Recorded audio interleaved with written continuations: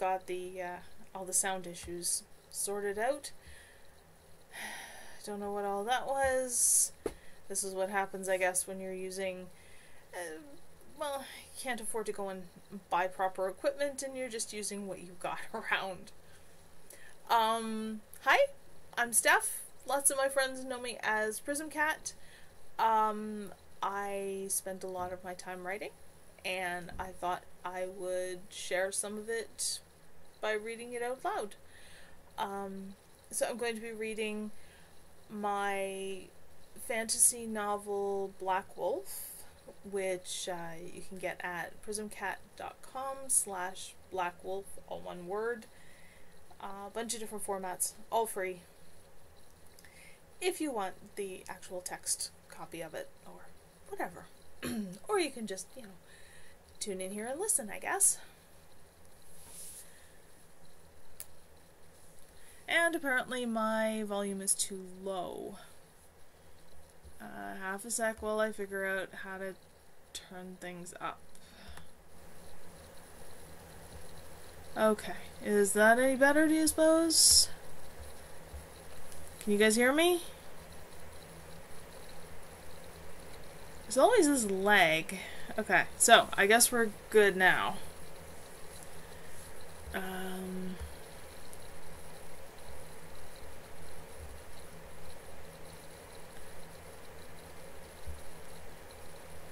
Anyway, okay.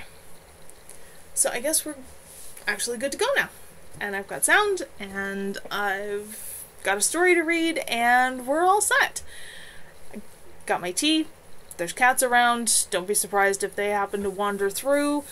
Don't be surprised if I start stammering and get really, really awkward if someone says something to me, because I'm a lot better at writing things than I am at improvised social chit-chat. Sorry, I'm a major introvert. Okay, so I'm going to stop talking and start reading. So this is chapter 1 of Black Wolf.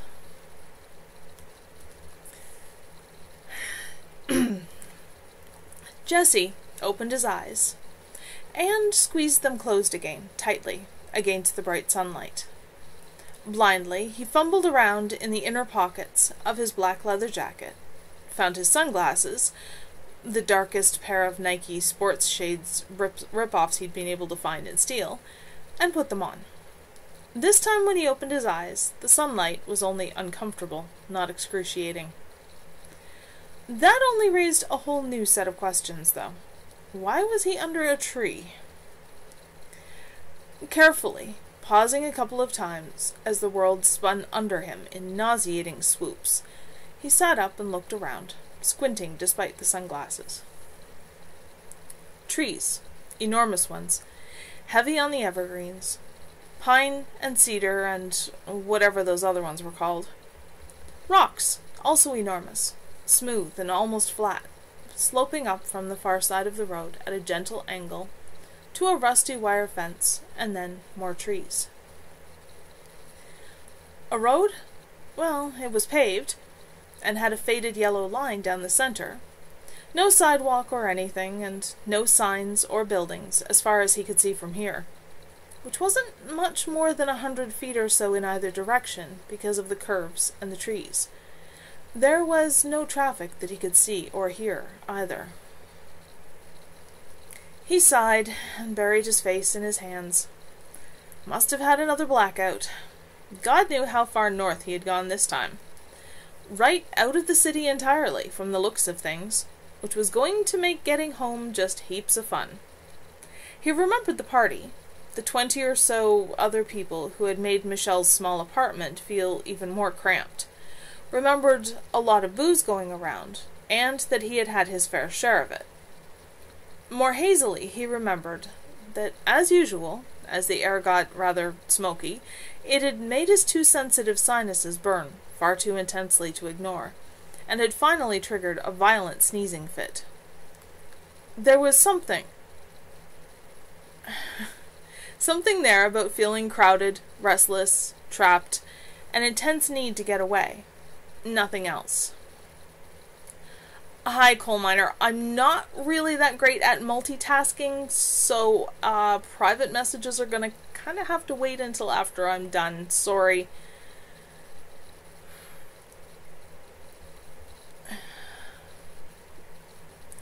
Great.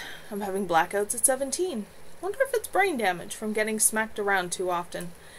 I mean, okay, I drink sometimes, but not that much.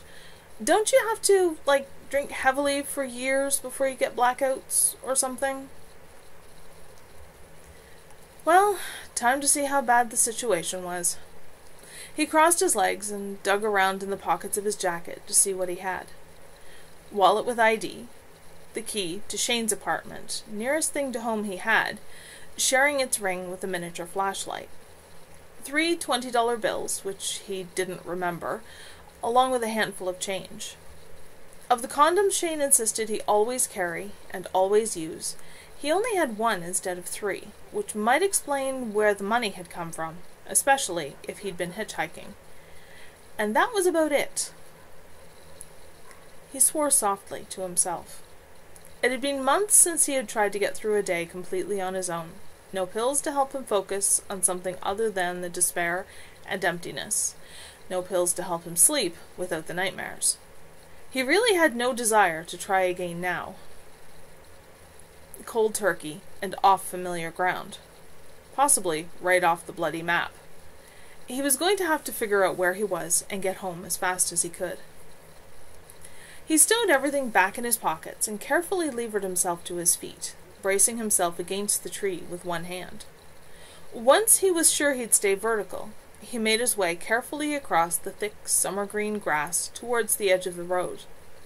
A paved road meant there had to be people somewhere, in one direction or the other, right?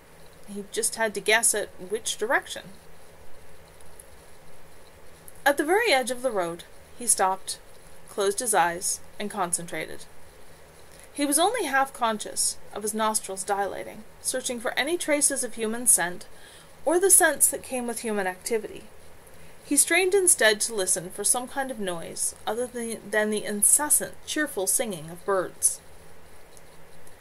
He couldn't hear anything, but when he tested the idea of going to his left against the idea of going to his right, going left felt better. With nothing better to base a decision on, he went to his left.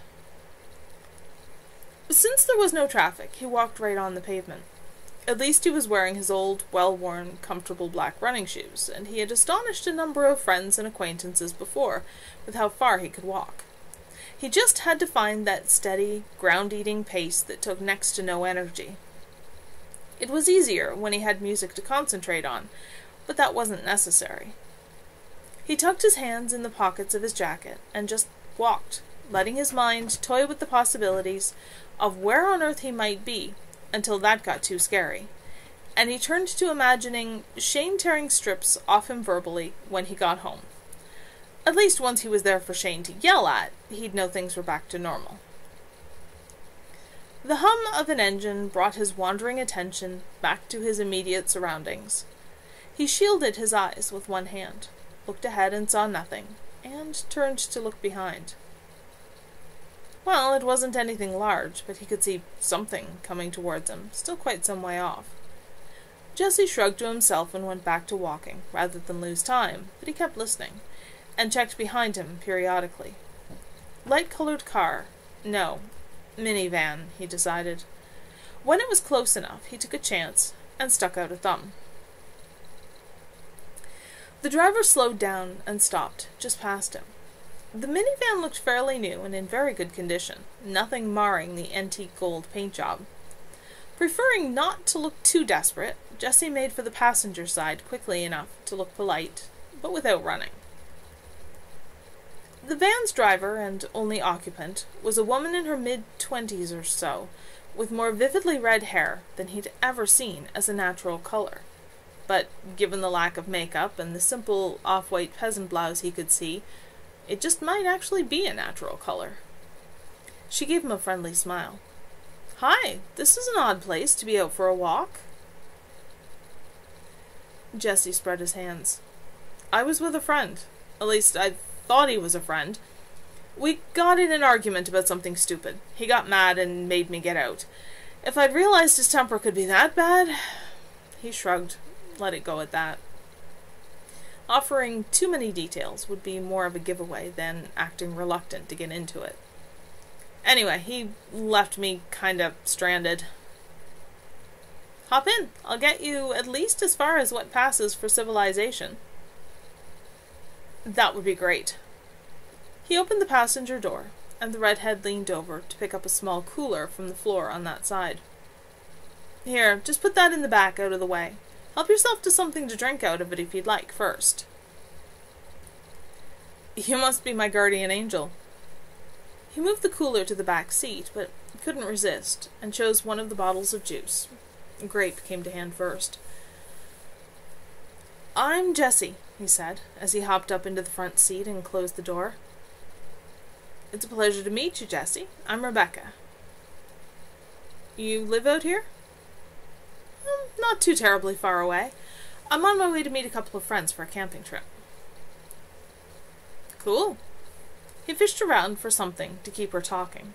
Most people were happy to meet a good listener, and Jessie was very good at listening. I've never been camping, but it sounds like fun. Is there a campground or something? No, just a place that we know of that no one really does anything with. It's a nice place to just set up a tent for the weekend and have a private party with a couple of good friends. He discovered, over the next 10 minutes or so, that the friends in question were her two closest female friends, and that she had the very sensible but unexciting job of being one of 3 employees of a small bank in an equally small town of less than a couple of thousand people. He was beginning to strongly suspect that he was much farther north this time than he'd been after his previous blackouts. Why he always woke up to find out he had gone north during those blank spots, he had no idea. South towards Toronto or someplace like that might have made some kind of sense, but north was just crazy. There was nothing up here. He couldn't call the place they reached a village. It was just a little combined gas station and convenience store. Across the road was a house, as run down as the store, the yard full of junk. I'm not sure if this counts as civilization, Rebecca said, as they both got out of the van. But it's the closest there is nearby, and at least there's a phone. Thanks, I really appreciate the ride. No problem, I enjoyed it. Jesse ventured cautiously into the convenience store. To his intense relief, they had road maps for sale. He picked one up, chose a chocolate bar he hoped wasn't as old as some of the goods he could see in the store, and went to the counter to pay for them. Got your card? Asked the woman behind the counter, boredly. She looked about 60, and that burgundy hair with the pale roots was definitely a home dye job. Somehow it fit with the frayed jeans and plain cotton shirt. Jessie gave her a confused look. Sorry? Your status card. If you want to skip the taxes, you need to have it. Status. Oh. It wasn't the first time someone had taken one look at him and assumed he was native. He'd been told it wasn't just the skin tone, or the black hair either, that something in the lines of his face suggested it too. Maybe he was. Who knew? Well, presumably there was a record somewhere of who his parents had been and what had happened to them. But he had no intention of dealing with the government any more than he absolutely had to. Ever. Don't have one, he said. Don't worry about it. She shrugged and rang in the map in the chocolate bar. She shorted him on the change, but it wasn't by a lot, and he didn't bother pointing it out. Can you show me on here where we are? He asked her, tucking the chocolate bar into his jacket pocket for the moment. She shrugged again and helped him unfold the map onto the counter. She scanned it intently for a long moment, toying with a red magic marker, then stabbed at the map, leaving a red dot that bled outwards into the paper. About here. There's the highway. We're not on there, but we're about 20 miles north from this one here. Jessie followed the so-called highway south with a finger. A long way south. and finally found the city. "That's a bit over 100 miles, the woman said, watching him, and nodded to herself. "Yeah, about that." "I don't suppose anyone from around here goes that way very often." "Not on the weekend. During the week you get the odd one off the reservation going that way. That's about 30 miles northeast of here." Helpfully, she showed him on the map. "We go down now and again for supplies, but we're not going again for a couple of weeks." Jesse groaned to himself. This was definitely not a good situation, no matter which way he turned it around in his head. That was a long way to hitchhike on a road that didn't seem to get used much. Behind him, he heard the door squeak open, and Rebecca came inside, followed by a man who was probably the husband of the woman Jesse had been talking to. They certainly looked like a matched set, although the man was largely bald rather than badly dyed. "Oh dear, what's wrong, Jesse?" Jesse sighed. "Getting home is going to be a bigger problem than I thought." Rebecca looked at the old couple. "How much for the gas?" She looked thoughtful while she paid, and when she finished, she turned towards Jesse again. "You could come with me," she suggested. "My friends won't mind, and the tent's big enough for one more. Maybe between us we can figure out a way for you to get home." Jesse hesitated. Rebecca smiled. "Do you have any better offers than partying alone with 3 women overnight, having a decent meal, and maybe some help getting back where you came from tomorrow?" Well, when she put it like that. "I think," Jesse said, "that's an offer I can't refuse. Thanks." "Not a problem. Come on, Moira and Avril are going to wonder where I am." Okay, so section break. Point of view break, actually, in this case. "Stupid moving shade," Kevin muttered, looking up from his book to discover that he was no longer lying in the full summer sunlight. The tree that had shaded Deanna was now casting its shadow across him as well. He picked up his book and the lightweight green blanket he was lying on, and moved 3 feet or so to one side. With a sigh of contentment, he stretched out again in the direct sun, feeling it soaking in through skin so pale it was all but translucent, the warmth reaching right down to his bones and giving him strength, power, life. "Happier now?" Deanna asked in amusement, the notebook she had been writing in so intently still braced against one raised knee. No blanket for her. She no more liked having something between her and the earth below her than Kevin liked having anything shading him from the sun. She was far more comfortable leaning against the old red maple that, for her sake, brought them back to this clearing to camp, over and over. She reminded Kevin more than a little of the maple itself. Her skin a soft brown, her long heavy mane of hair dark auburn, her whole body what he thought a perfect mix between muscle and softness. The comfortable pants and loose short-sleeved top he had made for her, woven out of sunlight, were even various shades of brown, adding to the impression. It wasn't so hard to see where the idea that dryads were bound to a single tree for life had come from. "Until the sun moves again, yep." He opened his book back up and crossed his arms in front of him, the book pinned in place. It was only mid-afternoon, and it was August. He should have time to absorb a lot more sun before it got too low to be helpful. "Solar-powered elven mage," she teased. Hard to argue with the truth. He could feel laughter against his mind, and glanced off to his right, where a huge wolf with long, dense, chocolate-brown fur lounged in the shade of a smaller maple nearby. "Too bad you aren't a bit more literally solar-powered," he heard in Bane's thoughts. The laughter threaded through the words. "It would certainly help with the grocery bills." All they needed for this to be perfect was for their two absent coven mates to be here. But Flynn was with his mother, who was under strict healer orders to minimize movement until her ankle had finished knitting back together. That would take far less time under healer care than it would without it, but it still needed to be looked after. Cynthia was wrapped up in something she and two other witches, close friends, were doing together, and had promised to come join them when she finished. Kevin let his eyes close, though he wasn't sleepy.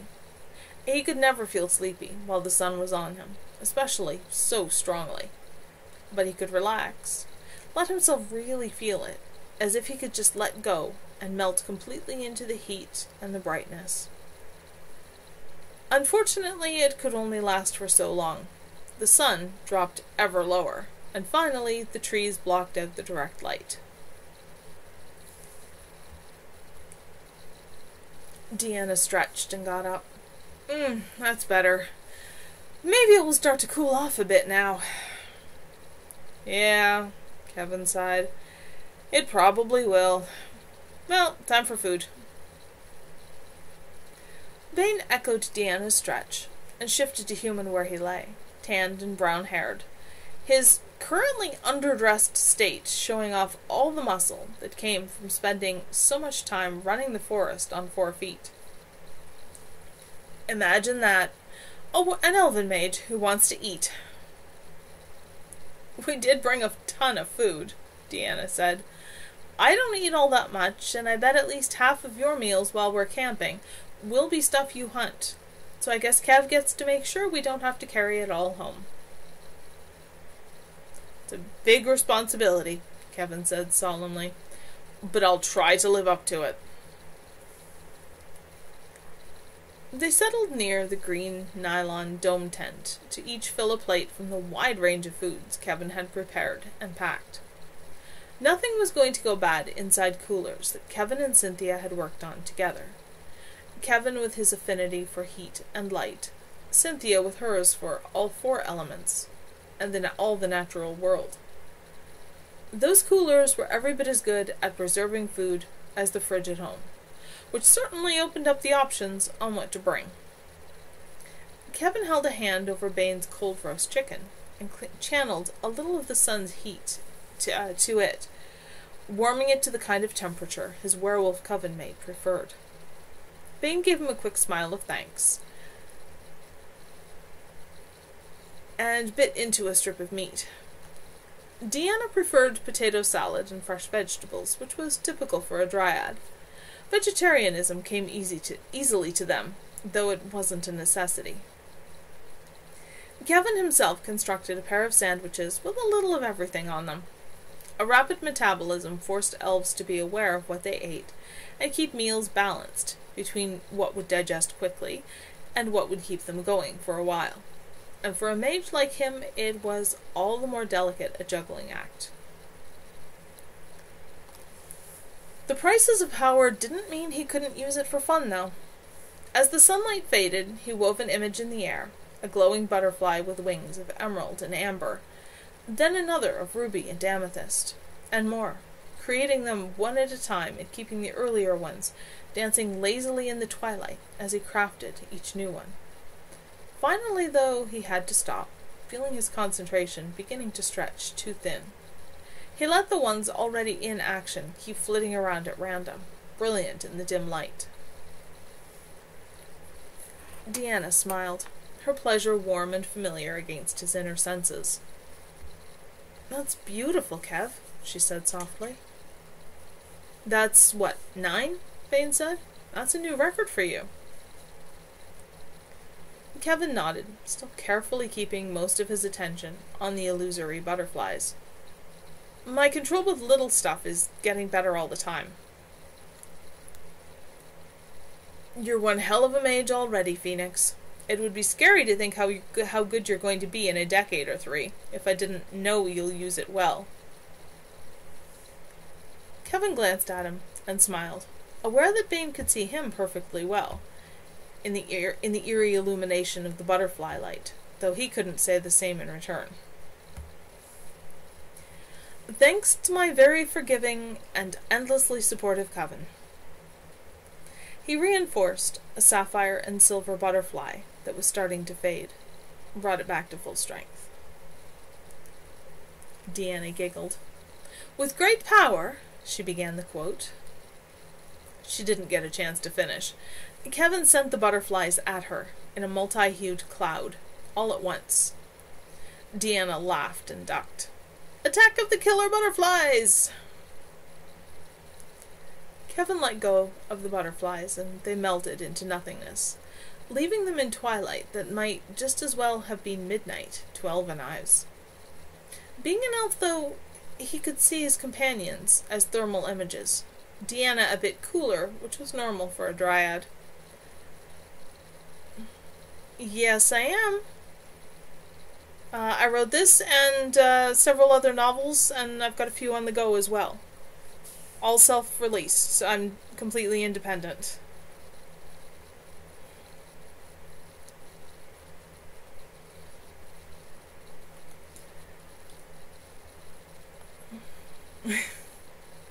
Thank you. It's a lot of fun writing. I get to basically get to know very cool characters and pretty much see where they go and where they take the story.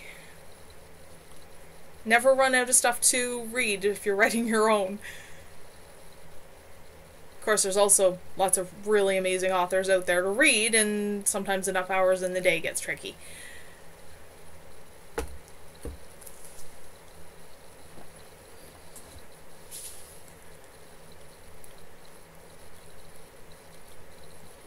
Yes, it is definitely a lot of work to write a book. Any tips? Sit down and start writing. It's not going to be great to start off with. It never is for anyone. The only important thing is just sit down and write and keep writing. Don't get stuck on the first chapter. Don't spend all your time constantly going back over the beginning of it and trying to perfect it.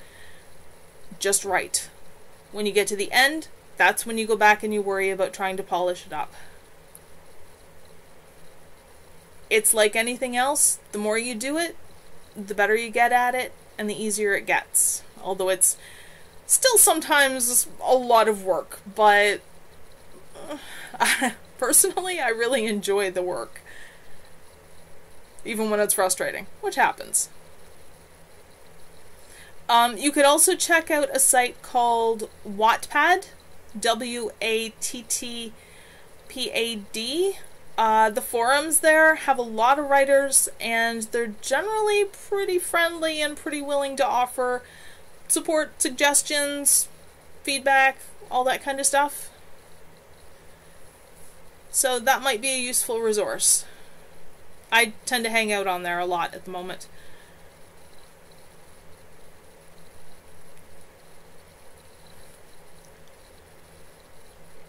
With the extra effort of invoking Mage Sight, he could have seen them in yet another way, as well.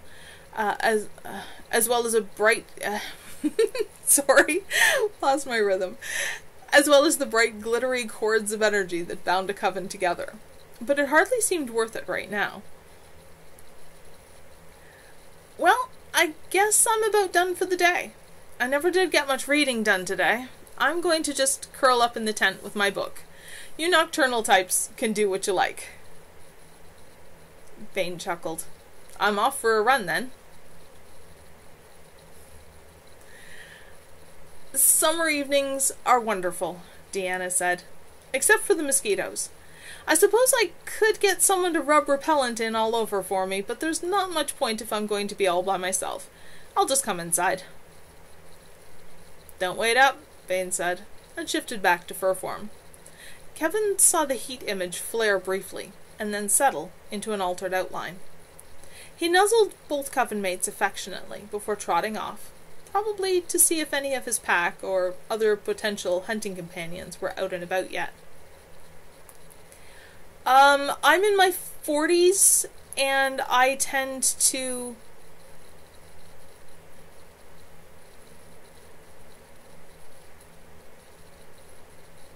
Foul language.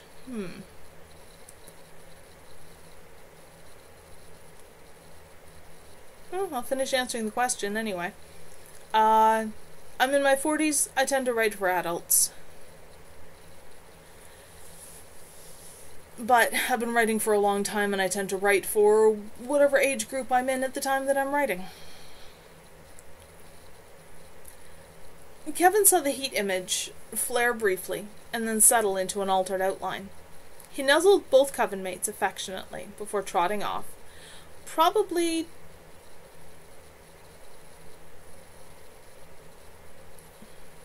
Streamlabs must have picked up on something, I guess. If it did a sudden deletion and stuff like that. Or something hiccuped really badly? Twitch logged you out. That's really odd. Alright, well, I don't know. My mod is telling me that something odd just happened. The person that was asking me questions suddenly got all messages deleted and banned with a message about foul language, but I didn't actually see any, so I'm not quite sure what just happened. I guess maybe something that was too fast for me to notice, because my attention's kind of divided. Anyway, I'm going to go back to reading now, regardless of whatever that was. Kevin saw the heat image flare briefly, and then settle into an altered outline. He nuzzled both coven mates affectionately before trotting off, probably to see if any of his pack or other potential hunting companions were out and about yet. Kevin created enough light in the form of a hovering, glowing golden sphere that he could see to help Deanna clean up, although there really wasn't much that needed cleaning up. No wildlife would brave both Kevin's wards and Bane's scent. Then they retired to the tent. Since it was intended for 6, and had held their coven of 5 more than once, there was plenty of room for the 2 of them to get comfortable. Kevin sent the sphere to melt into the supporting ribs, causing them to glow with green and gold light. He had done it so often that it didn't take much power to set up or sustain anymore. There wasn't really any need to talk. They'd known each other practically all their lives, had been together through wonderful times and real-life nightmares. It was enough just to relax and enjoy the company and the peace. Okay, something majorly glitched. Apparently it unmodded my mod.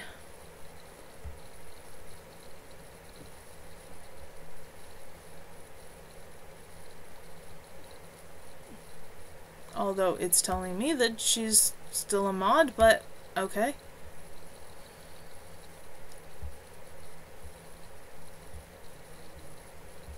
You should have your mod powers, hon. It's telling me you do. For that matter, you've still got the mod icon next to your name. Little green, I assume it's a sword or something. Yeah, that was a heck of a glitch, whatever it was. I gotta see about editing some of this out when I actually save this. Alright.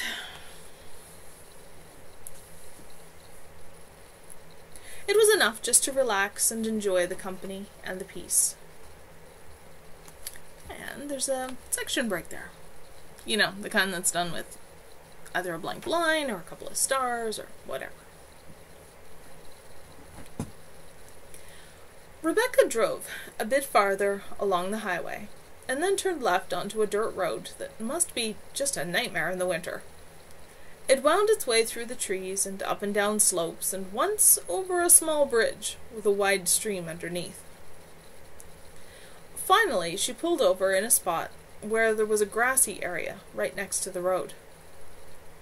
"Moira and Avril have the tent and all," Rebecca said, pulling back the side door of the van. "All we need to bring is my sleeping bag and the cooler." Jesse hefted the cooler, which wasn't really all that heavy, and he was stronger than people tended to assume when they saw him. no more than medium height and less than medium build. No problem. Rebecca slung the sleeping bag on one shoulder, locked the van, and led him into the forest.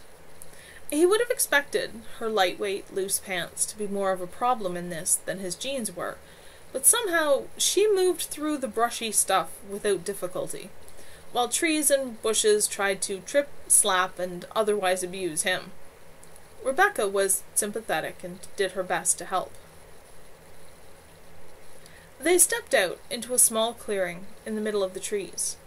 He could see a blue and white, dome-shaped tent set up at the far side. Closer, on a spread blanket, were two more women around Rebecca's age. One was very slender and probably very tall, with shoulder-length, brassy blonde hair and very white skin, and the kind of high-pronounced cheekbones that a modeling wannabe would cheerfully commit murder for, looking quite out of place in a soft-looking long dress of multiple swirled shades of blue.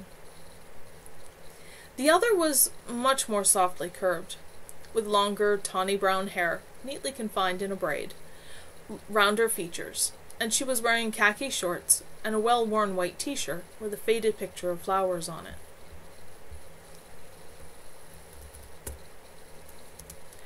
"This is Jesse," Rebecca said. "He's having some bad luck right now.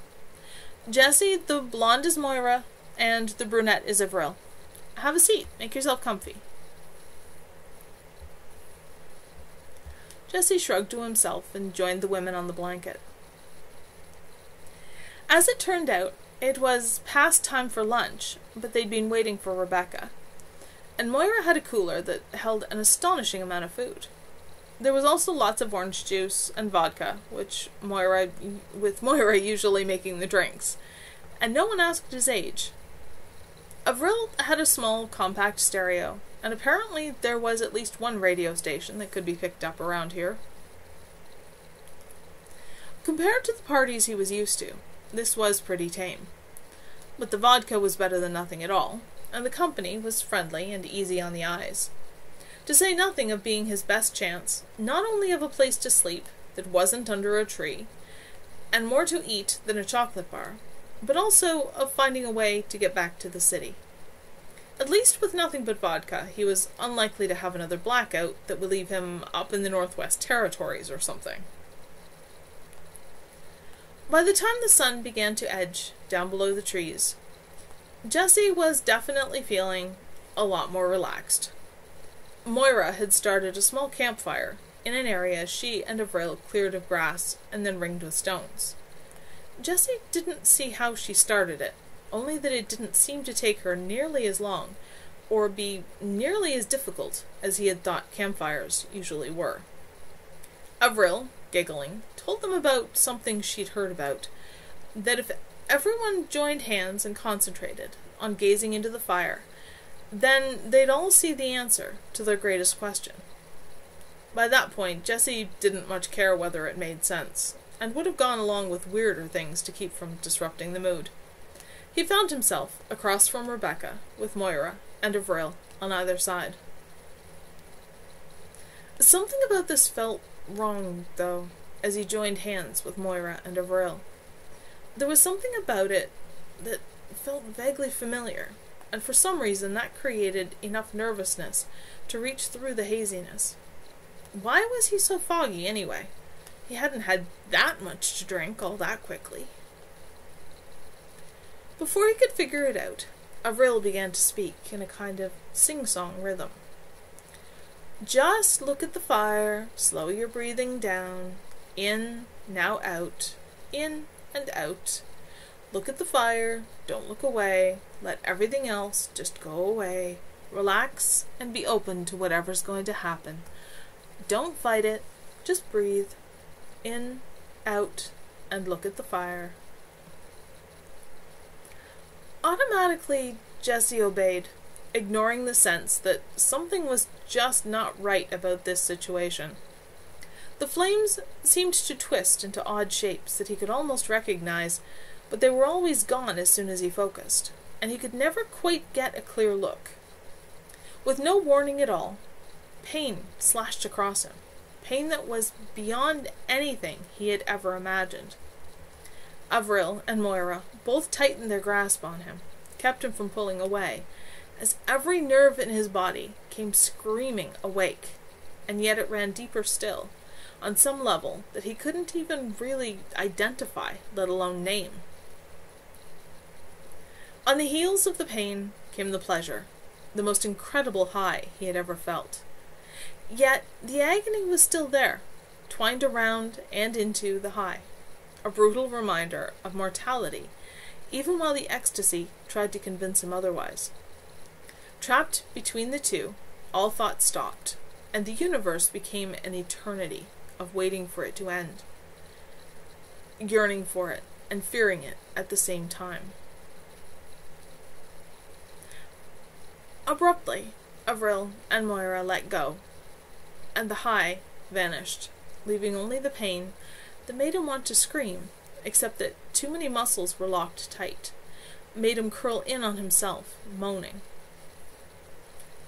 "I wouldn't worry about getting home," Rebecca said. "That's the least of your problems right now. But then I hardly think it's going to make the world a lesser place to no longer have someone like you in it, now is it?" He heard them move, heard them simply walk away. Somehow the blanket that had been under him wasn't there anymore. He couldn't hear the fire anymore. It was just him and the grass and the trees around him, and the overwhelming pain. He heard something bark nearby, and hoped vaguely that it was someone's dog, not a wolf or something, looking for an easy meal. "Oh, gods," someone whispered. Cool light fingers brushed his cheek. "Oh, Rebecca, what have you done this time?" The pain went away, but it took the rest of the world with it. Section break. Kevin woke sharply, heart pounding, with images in his mind of glass breaking overhead. It took him a moment to sort out that it wasn't his own dream. His coven mate Flynn was still asleep, and dreaming, and was reaching towards him in fear. He felt Flynn jolt into consciousness, with no lessening of the sense of dread. "Kev, shield Bane! Heavy!" Confused, but willing to trust the seer, Kevin scanned the area for Bane, got the mental echoes of creeping up carefully on a trio of sleeping male mallards. Tension and anticipation. That was enough for him to pour sunlight energy into a bubble around Bane, one that would keep any kind of outside magic from reaching him. The ducks sensed it and exploded into a flurry of escaping feathers and alarm quacks. So did Bane, who threw a wordless, irritated question at him. Before Kevin could explain, pure, raw energy slammed into the shields with dizzying force. Bane yelped, more in surprise than fear. Not much frightened Bane, and crouched where he was, instinct telling him to get back to his coven mates, to defend them against whatever was attacking. Reason telling him that if he moved, it would be harder for Kevin to protect him. Kevin threw more of the power he had absorbed from the sunlight into the shields to reinforce them. Without Flynn's warning, his normal shields, and the ones built into the tent, would all have shattered like an egg under a hammer. But this one held, deflecting the attack away and scattering it harmlessly. Just in case, he poured more power into the shields woven into the framework of the tent. A second blow against Bane. The third targeted the tent. "What on earth?" Deanna began sleepily, aware of the fluctuations in ambient energy levels, even if she couldn't track them directly. And then her tone hardened. "Rebecca?" Carefully, Kevin searched outwards, holding the shields steady. This was a lot harder than multiple butterflies, and could be a lot more devastating if he dropped any of the balls he was juggling. Anger surged. That was Rebecca, all right. Why couldn't she just leave them alone? Why did she have to wreck their peaceful camping trip? He pulled up whatever power he had left, shaped a window in the shields around him and Deanna just for an instant, as soon as the fourth blow had been rebounded, and furiously flung everything he had back in the direction from which the attack had come, targeting it on Moira's very visible energy signature and the unmistakable feeling of Rebecca's presence. He didn't think it actually reached them. Something else absorbed it before that. But the blows stopped, and right now that was good enough. He reached to Flynn, hoping the seer would have a better idea what was going on. "In the forest," Flynn said. "Get moving before he dies. I'll find one of the healers so you can use me as an anchor. Find him." Kevin winced. Running around a forest in what was, to him, utter darkness punctuated by heat images really wasn't going to be a lot of fun. Well, Deanna would help. "Dia, Bane, not sure if you caught that," he said, mentally instead of out loud so he could send it to both. As the only telepath in the coven, he tended to find himself the center of communication. "Flynn says there's someone who's going to die if we don't find him." "Stay there until I get back to you," Bane commanded. "I don't want you wandering around a nighttime forest without me if Rebecca's in the area." "Hurry, then." "Already on my way." Kevin called just enough light along the ribs of the tent that he could see to find his shorts and running shoes. Deanna had already rolled to her feet, not needing the light so much, and was ready to go. By the time Bane ran out of the trees, they were out of the tent, and Kevin had an approximate fix on which direction. If it weren't that he was going to have to create a gate to get Flynn and one of their healer friends there as quickly as possible, he'd have let Dryad and Werewolf go alone. Arguably, he could let them go, then gate himself to them, then gate the healer in, but 2 gates without even much moonlight would leave him too exhausted to walk.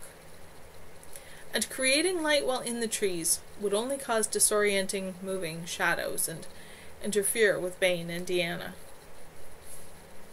If I keep glancing to the side, it's because one of my cats is on the bed, and she is utterly adorable, and she's tummy up, and she's got her paw across her face, and she's making little noises in her sleep. And it is very distractingly cute. She is just so completely blissed out, oblivious to anything right now. I realize it's kind of a distraction in the middle of a scene like this, but that's why my gaze keeps wandering off to the side. So, instead, he gave his coven mates what information he could about the direction of the lingering traces of power, and trusted them to keep him from walking into a tree. He wasn't expecting it to be all that far. There'd be too much power loss over long range. It certainly felt like an awfully long way to go. "Here!" Bane barked sharply, mentally and aloud both. "Clearing, about 8 feet ahead," Deanna murmured. They finally stepped out of the trees, and with intense relief, Kevin called a floating sphere of light to hover in the air and give them all a reasonable view of their surroundings. The clearing was small and mostly empty. There were lingering traces of illusion, still strong enough that Kevin could see what it had been. Why had Moira created the illusion of a campsite?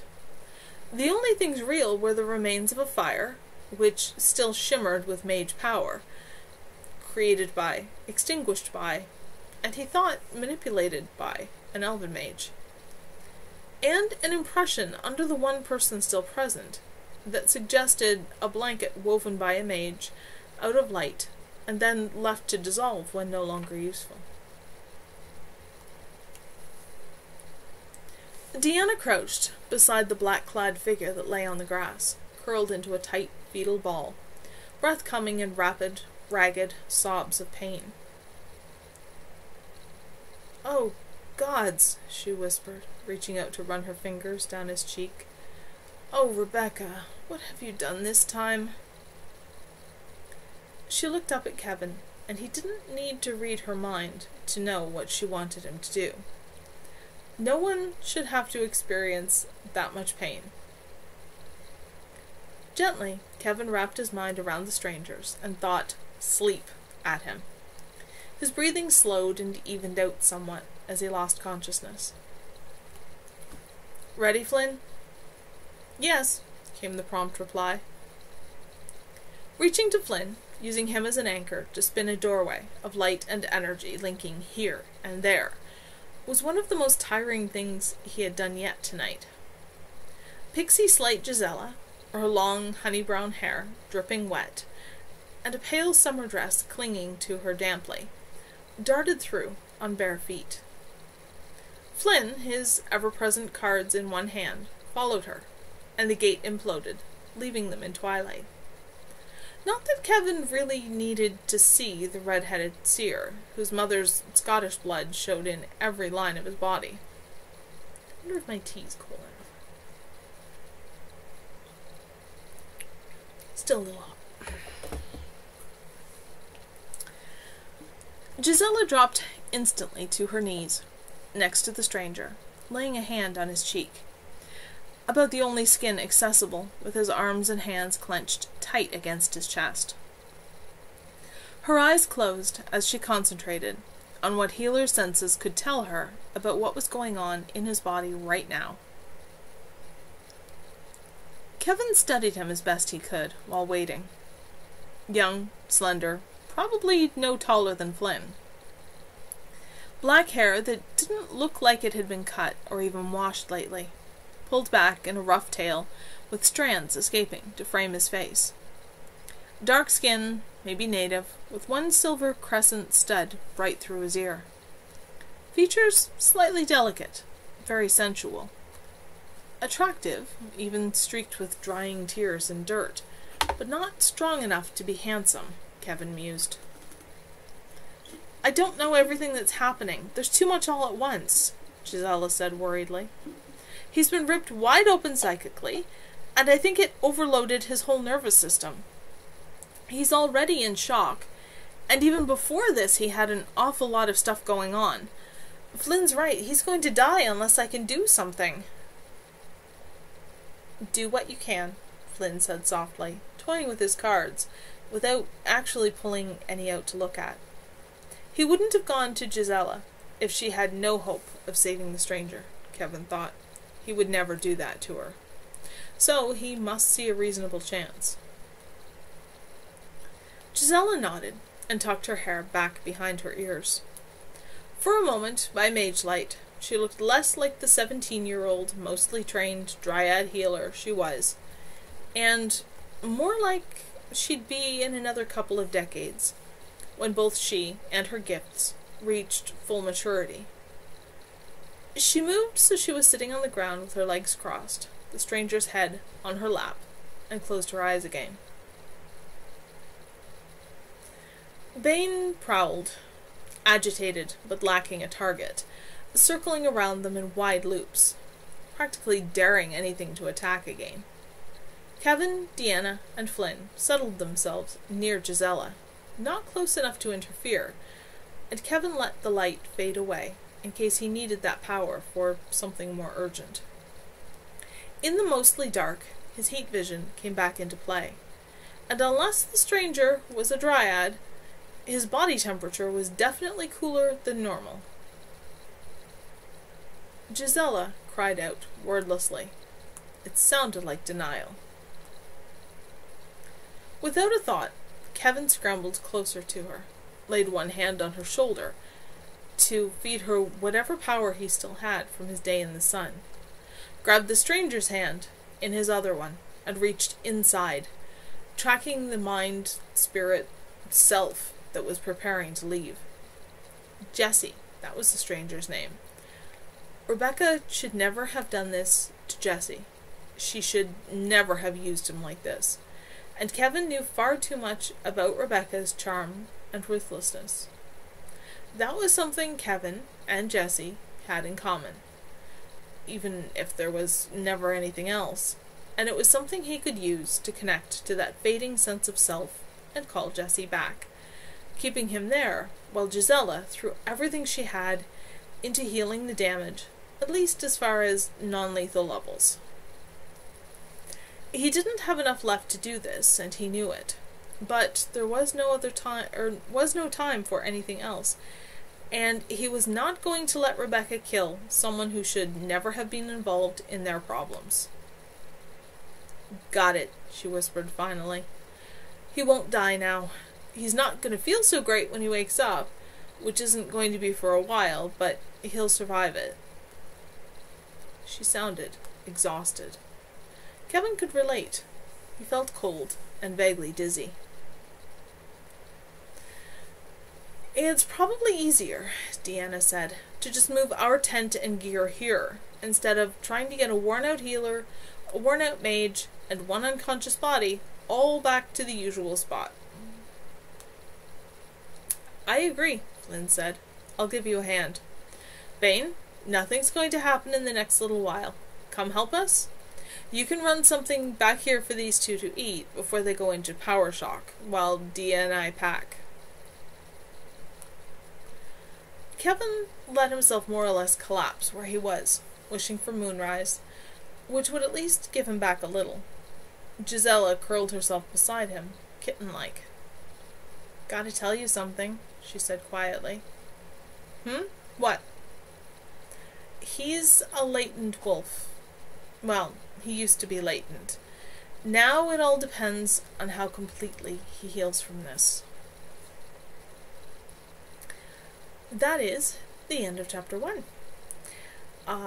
If you can excuse me for just a sec, I'm going to take a very, very brief break. I promise it will be very short, and I will be right back.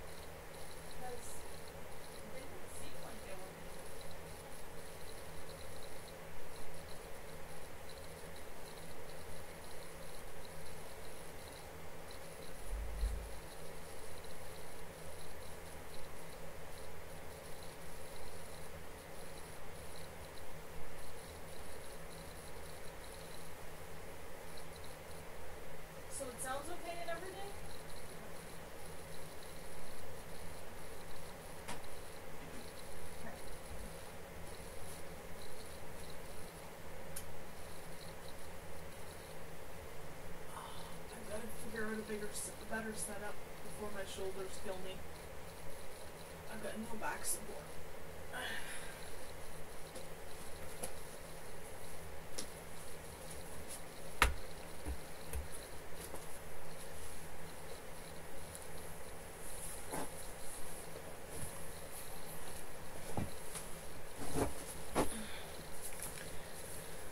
Okay.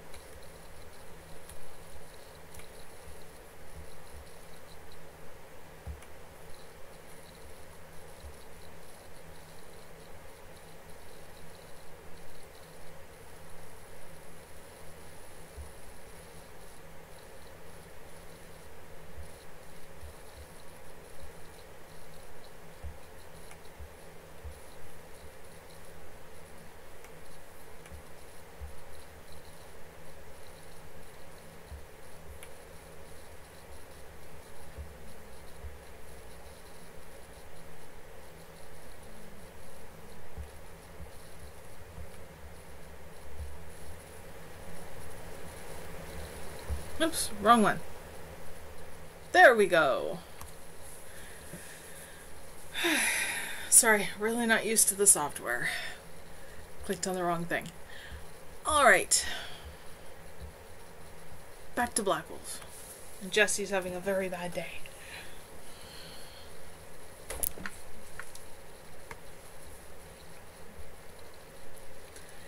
Chapter 2. Jesse opened his eyes and saw only green.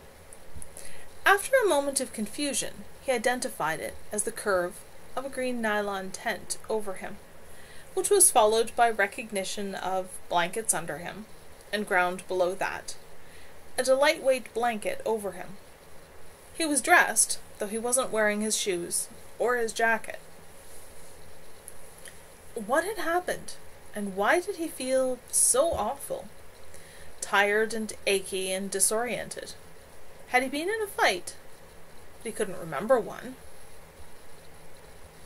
Cautiously, he rolled onto his side to look around, pushing himself up with one arm, surprised at how difficult that simple task was.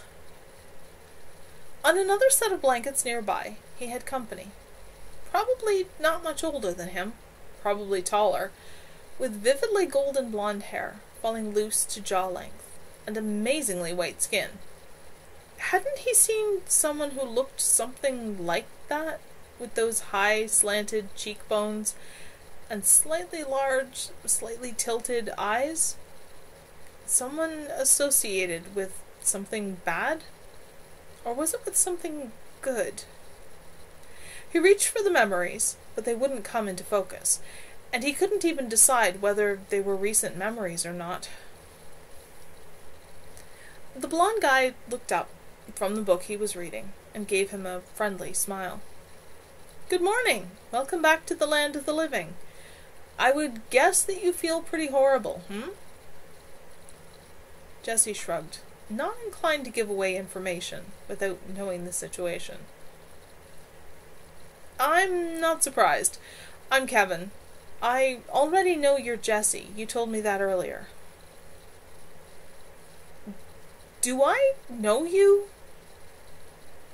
"I remember the party. I remember leaving. I remember waking up. And somehow I found out that I'm like 100 miles from home, but I don't remember who told me that. It can't be another blackout like the last one, otherwise I'd be too far north for anything but an igloo. So, what's going on, and where the hell am I?" Kevin shrugged amiably. "No, not really. My friends and I found you walking along the edge of what passes for a highway around here. You didn't look so good, so we got the local doctor to take a look at you. She says you're okay, so we talked you into staying with us. You fell asleep, and you've been out for about, a couple of days now. We were getting worried. Does that pretty much cover it?" "Yeah, I think so. Thanks for helping me." What they were going to want in return remained to be seen, but at least right now he wasn't just alone in the forest he recalled seeing, and walking along a so-called highway through. "No problem. You timed waking up rather nicely. It's about lunchtime, and you have to be starving. I know I would be after sleeping that long." At the mere thought, his stomach growled. He flushed. Kevin just grinned, sat up, and pushed Jesse's running shoes closer to him. "Think you can get up?" Jesse pulled on his shoes, then tried, carefully, and made it to his feet. Kevin rose in one smooth motion and unzipped the door of the tent. Outside the tent was wild forest, all around a circular clearing. The tent and what he assumed was assorted camping gear were close to one side, though not actually under the enormous tree that was nearest. In the shade lounged two other people. The male of the pair was tanned dark and brown-haired, physically rather imposing under a tattered, faded brown tank top and cut-off denim shorts, even though all he was doing was leaning against a tree and working on a puzzle or something in a magazine braced against his raised knees. Even the lines of his face were strong. Jessie knew girls, well, mostly girls, who would have just drooled over him. He glanced up briefly, gave Jessie a nod that might have been a greeting, and went back to what he was doing. The woman looked up from the book she was reading and smiled, and Jessie wished he knew how to do that for charming people, just that way. Clearly tall and strongly built, long, thick, dark auburn hair pulled up and clipped off the back of her neck, she was wearing comfortable looking loose, lightweight shorts over wide hips, and a halter that supported very full breasts, all dark green. Out of nowhere, he wondered what she'd look like, dressed like a fairy tale princess. No, she wouldn't be some helpless, airheaded princess. She'd be more likely to save the hero's ass a few times, and maybe get rid of a dragon or two on the side. And even though she was every inch the opposite of what the self-starved, bleached blonde, heavily made-up girls he knew aimed for, no one would ever have noticed them with her in the room. Hi, I'm Deanna, in case you don't remember from before, but my friends all call me Dia. This is Bane. How are you feeling? Jessie shrugged again. Confused. I would be too. And hungry, Kevin said. What do we have for Jessie to eat? I wouldn't mind a snack myself. There's lots, Deanna said, and grinned at Jessie. You wouldn't know it to look at him, but Kev eats as much as Bane and I put together. When he's around, we always bring enough food for an army. Potato salad, cold meat sandwiches, hard-boiled eggs, fresh veggies, fruit. I think that's most of the selection anyway. Does anything sound appealing? Anything would be great, Jessie said. So, come look. Deanna flipped her book over and got up, striding barefoot over to the trio of rather large coolers near the tent.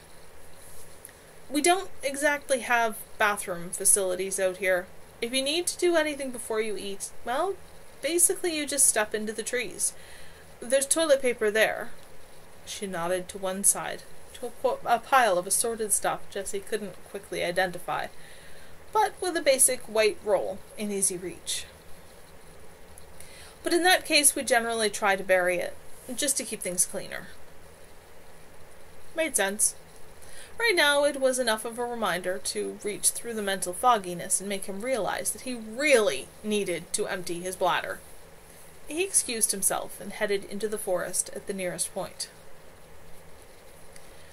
Somehow, when he came back, Jessie found himself with a dinner plate of sturdy red plastic, bearing a generous helping of what Deanna assured him was potato salad made by her grandmother's recipe, and a large fresh roll stuffed liberally with tomato and real cheddar and thinly sliced roast beef, and a bottle of orange Gatorade.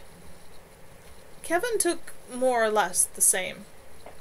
Bane barely glanced up, only shook his head when Deanna asked if he wanted anything.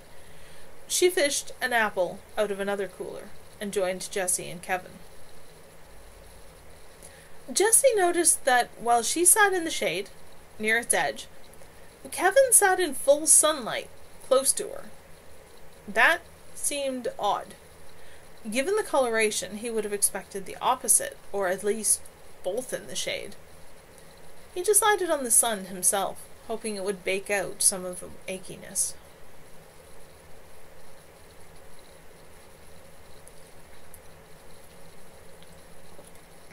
A brief pause for tea.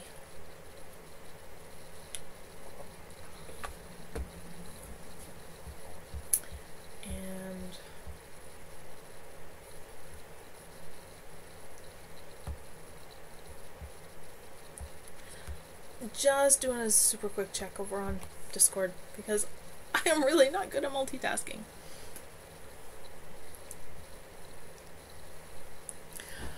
So, Deanna said, not that we want to give you the 3rd degree or anything, but is there someone who's wondering where you are right now, who might be worried? We can go back into town and find a phone, or give you a ride somewhere. Who would worry? Jesse found he had to stop and actually think about that. No family. There was Shane, of course, who was probably fearing the worst by now. No one else would care, and only a few would even notice. On the other hand, he had no intention of giving away any information like that. "No one's expecting me anywhere right away," he said.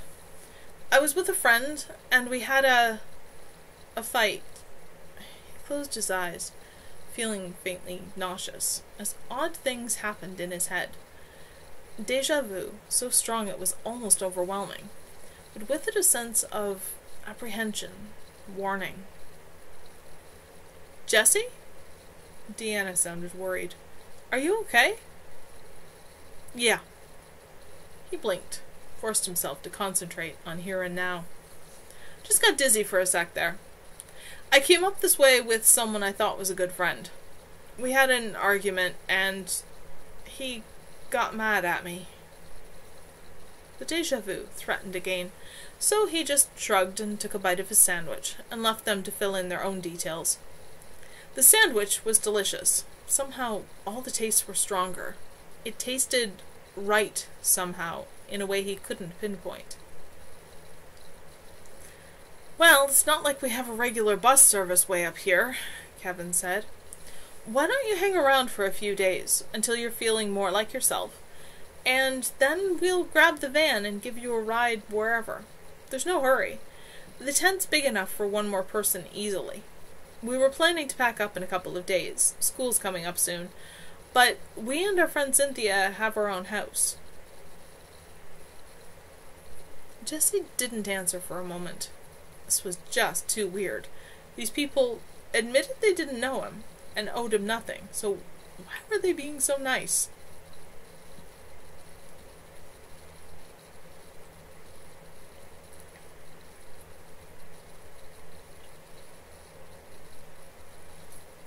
On the other hand, given how incredibly exhausted he felt right now, just from the minimal exertion, he really didn't think he was likely to get very far if he decided to leave.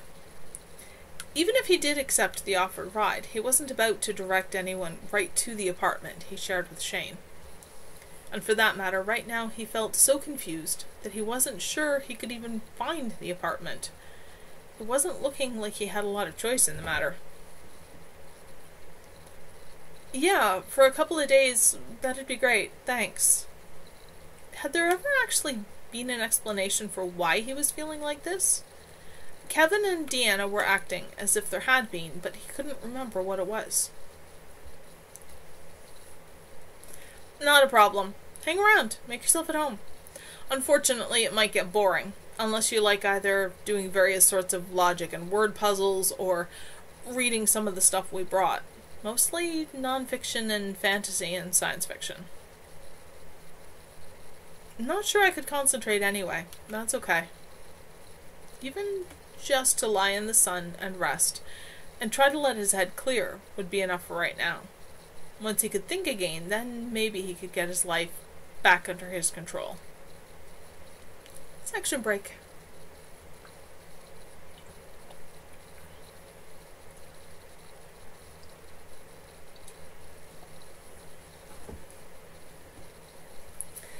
The disorientation lingered, and with it the odd flashes of things in his head. Images and associations he couldn't identify as hallucination, or dream, or recent past, or from his remote missing past before the foster homes. Bane reminded him strongly of someone, or maybe multiple someones, but no one he could consciously bring to mind. Whoever it was, he got an inexplicable sense of security when he was nearby. That wasn't often. He was far less outgoing than his friends, and once just wandered off into the woods by himself for quite a long time. When he was around, he either did puzzles or read, generally while lying in the shade. When he did speak up, he was friendly enough, so there was nothing Jesse could really complain about, even to himself. Deanna, well, it was hard to feel anything except welcome in Deanna's presence. He noticed when she leaned past him to get a drink that she even smelled good, somehow, even though there were hardly shower facilities out here. Sort of like cut grass in summer rain. She was probably the single, least intimidating person he had ever met. Kevin also reminded him of someone, and whoever that was, there was something unpleasant associated with it. But he was certain that it wasn't Kevin himself. Still, when had he ever met anyone else who looked quite so exotic? But Kevin always seemed to be around, always in full sun, without the faintest sign of that white skin tanning or burning to Jessie's fascination.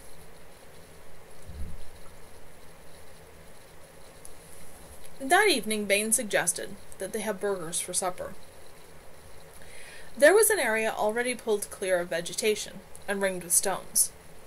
Deanna brought an armload of dry wood of widely varied sizes, and Kevin knelt beside the circle of stones. "Jessie," Deanna said, "could you give me a hand?" While he was helping Deanna get out the burgers and tomatoes and cheese and what she said was homemade barbecue sauce, he missed how Kevin started the fire. Next time he looked, the blonde was calmly feeding mid-sized sticks into the beginning of a decent-sized fire. Bain balanced an iron grate on top of a trio of large rocks around it. "It'll burn down a bit, pretty quickly," Deanna said. "Then we can put the burgers on." Jessie gazed at the fire, wondering why it made him intensely uneasy. Something about pain? What was it? Why would something so simple make him so uncomfortable? It was just a campfire, no more than a couple of feet across, and Kevin was keeping a close eye on it. He couldn't figure it out, and soon gave up on the puzzle. Especially when Bain actually put the burgers on to cook.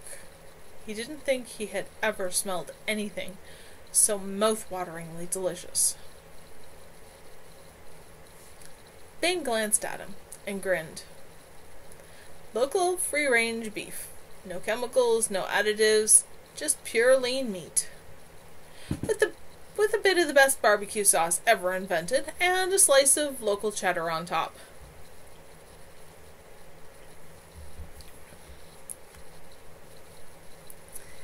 The taste of the burgers was beyond anything he'd really expected from such a basic kind of food. Something somewhere in his mind sighed contentedly that this was how food should taste, not the heavily processed junk he was used to. He ate 2, Bain 3, and Kevin a rather astonishing 4, but Deanna had only 1, along with a tossed salad she threw together for herself, that had an impressive number of vegetables in it. Jessie, still wondering at moments why he didn't like the idea of sitting here with 3 other people, saw Kevin's expression go rather distant as he gazed into what remained of the fire. Later, as it grew darker, Kevin went to bed, and Bain wandered off somewhere, but Deanna added more wood to the coals and showed Jessie how to toast marshmallows, which was fun in a silly kind of way. When they decided to go to bed, he helped Deanna bury the fire thoroughly with dirt to make sure it was completely dead. Somehow, that was a relief, but he still had no idea why.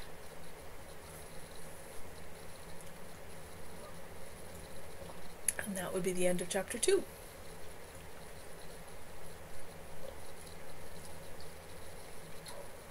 There we go. Gotta keep the throat all nicely lubricated. Definitely don't want to get a sore throat right now.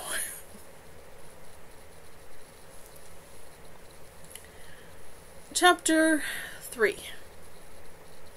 I think I need to find something to do with my hands while I'm doing this. By the time Jesse woke up the next day, the tent was empty. But he found Kevin and Deanna outside, one in sun, one in shade, talking about something. They broke off when Deanna saw Jessie and called a cheerful greeting. "Good morning. Help yourself to whatever takes your fancy for breakfast. And I do mean anything, and as much of it as you like. Thanks. He ventured into the trees for a few minutes first, then came back to wash his hands in the bucket that got filled as needed from a nearby stream. Afterwards, Kevin checked what Jessie enjoyed, and co-opted Bane's laptop computer, which had a few games on it. Basic stuff, like solitaire and some puzzle-type games, and a handful that Kevin said were strategy and simulations. Relieved to have a way to distract himself from feeling awful, Jesse settled himself in the shade on a blanket, with a bottle of Gatorade, to experiment. He'd never had much opportunity to try a computer of any size, let alone one this small. But it turned out not to be so hard to apply arcade game skills to the few games Bane had, and this Windows thing wasn't all that complicated.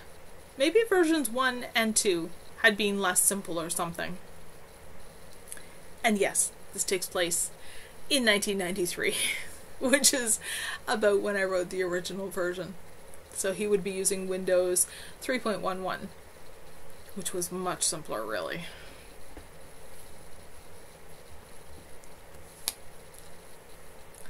Between one eye blink and the next, it felt like, he went from partway through a simple puzzle game, with lots of time left, to the game playing a short optimistic tune and flashing a message onto the screen. He stared at it in bewilderment, unable to make sense of the words in front of him, unable even to remember what the point of the game had been. The odd moment passed, and he discovered that it was telling him that he had run out of time and lost, and would he like to play again? Which meant that he had just lost something like 6 minutes of his life. Maybe something really was wrong with him, and he should be trying harder to get home. Maybe see about visiting a doctor. Did they have hospitals this far north? They must have something. People must get sick, even if they did go camping and eat homegrown food and were nice to their neighbors and probably had a depressingly healthy lifestyle overall. On the other hand, that would involve an awful lot of effort, and he really didn't think he was going to get very far on his own. It was safe here. Food tasted the way food was supposed to. People even had the right scent. Bane and Deanna and Kevin were all friendly. If he was safe, then maybe just another day or two of rest would be enough for him to get over whatever was wrong with him. He woke up to find that the laptop had turned itself off. Maybe it was a way of saving power. Sitting with Kevin and Deanna and Bane was a newcomer, in the shade, which actually made sense for once, since he was a very light-skinned redhead.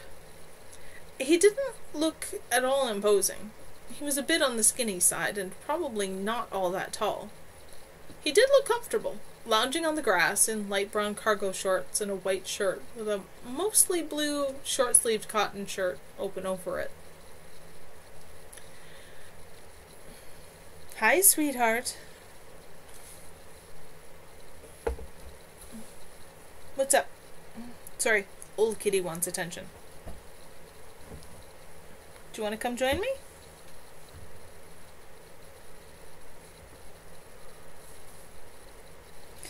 You're not quite sure what you want. How about I just scoop you up?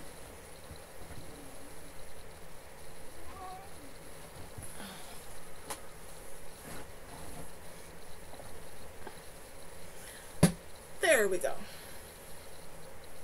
Hey, honey.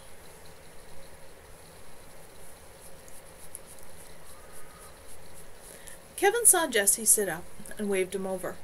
Come meet Flynn, he called. Uncertainly, Jesse left blanket and laptop there and joined the quartet. Sorry, I must have fallen asleep. Was I out long? Kevin shrugged. Wasn't watching, sorry, but you were asleep when Flynn got here about half an hour ago.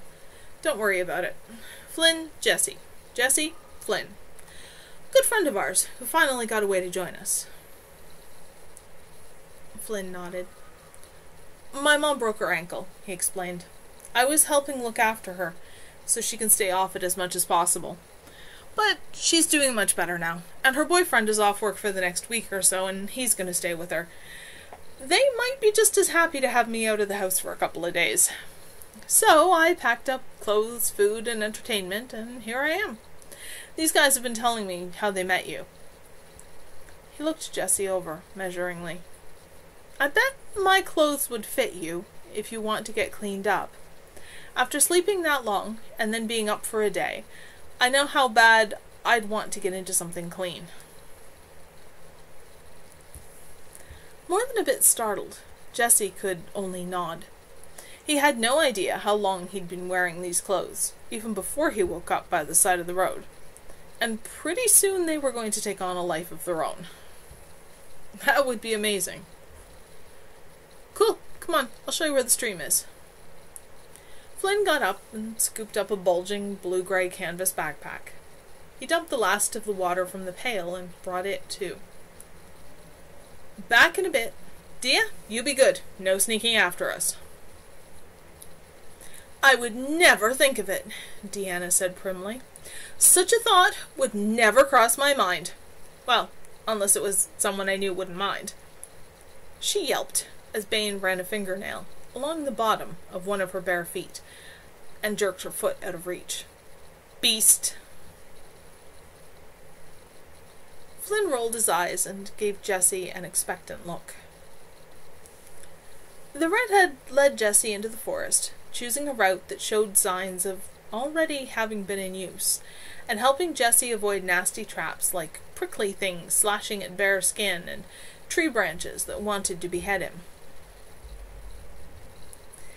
They're my best friends in all the world, Flynn said finally, when they were some distance away. But they've been living up here in the middle of nowhere their whole lives. And they really don't have much of a concept of life outside of here. We're admittedly a bit isolationist. We try to limit contact with the rest of the world. If you have any questions, I'd be the one to ask. I'm the most likely to be able to translate things into normal terms of reference. Why you? Because my mom and I, until I was about 11 or so, lived in Scarborough.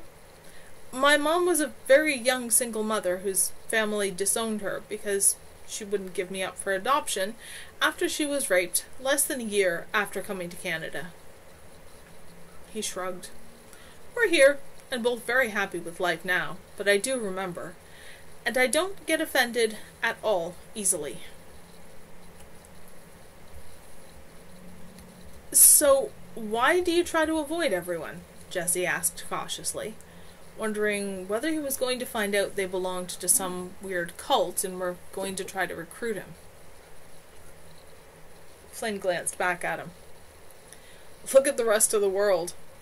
War, famine, pestilence, and conquest are still here and as destructive as ever. Those are the 4 horsemen from the Christian Book of Revelations. Haven, the village we live in, has been here for a couple of 100 years. We're on protected land right now. It belongs to the township, and can't be used for logging, or mining, or building. There are folks from Haven who work really hard to try to fix things outside of here, but meanwhile, we have a good place to live. It's not paradise, and it wouldn't suit everyone, but it works for us.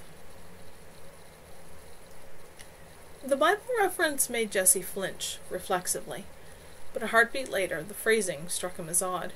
Did that mean they didn't consider themselves Christian? And fix things could mean just about anything, given that Jessie had met people who thought the only way to fix things was to bomb everyone back to the Stone Age and start over. And others equally certain that if everyone just tried to act like happy little 1950s TV families with proper church morals, that would fix things. He mulled that over and figured he had better ask directly. Fix things how? Pushing for better environmental laws, better laws to protect animals, more money for education and healthcare and social services programs, stuff like that, Flynn said promptly. There are folks from Haven doing everything from animal rescue and wildlife rehab to environmental impact assessments to more efficient engineering. Here we are. He held a branch aside for Jessie, and they emerged from the trees onto a narrow strip of flatter green stuff that wasn't grass, running for a few feet along the side of a stream. It was wide enough that he knew he couldn't have jumped across it, and moving surprisingly quickly along a bed of more green stuff, but it looked clean.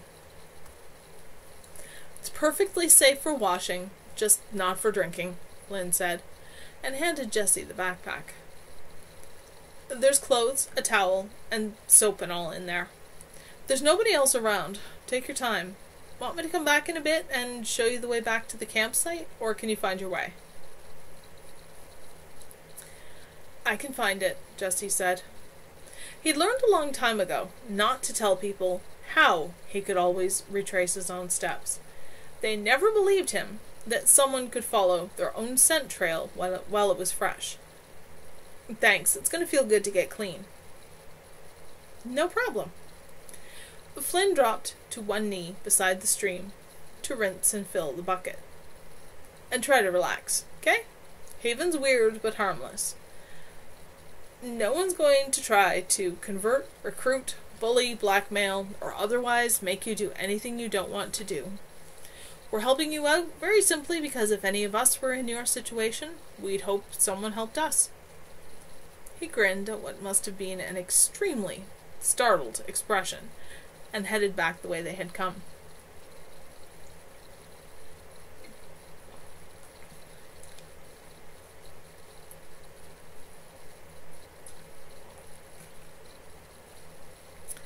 Not only was there soap and shampoo, but there was an obviously new razor, even, which was good.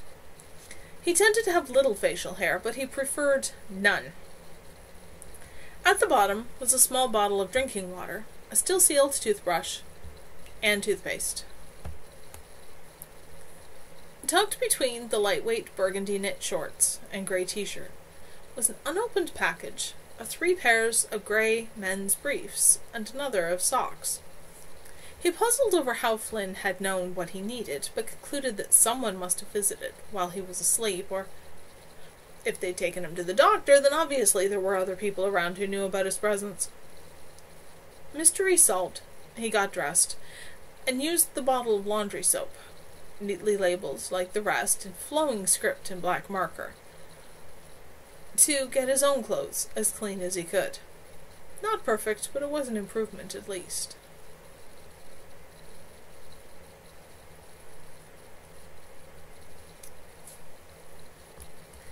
Sorry about that.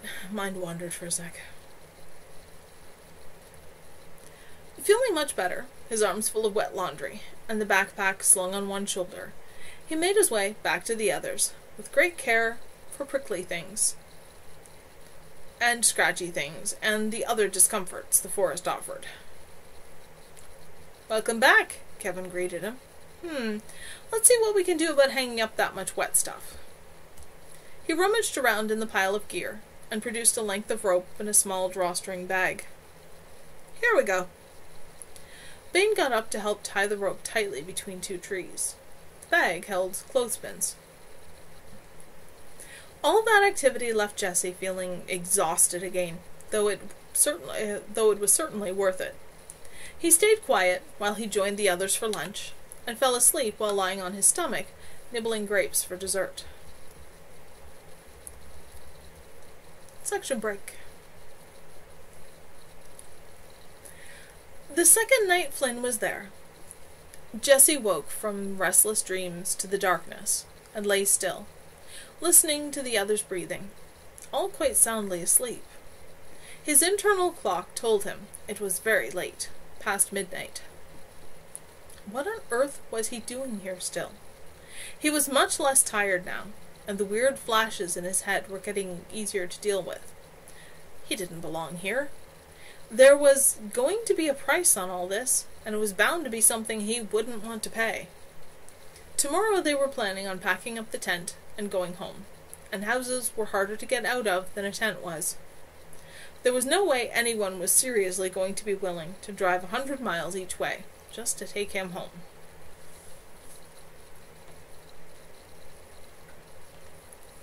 He had to get back to the city, back to Shane. Back to where he had some control, instead of being forced to depend on the kindness of strangers. Trust was a stupid risk to take, and the consequences of losing the gamble were just too high.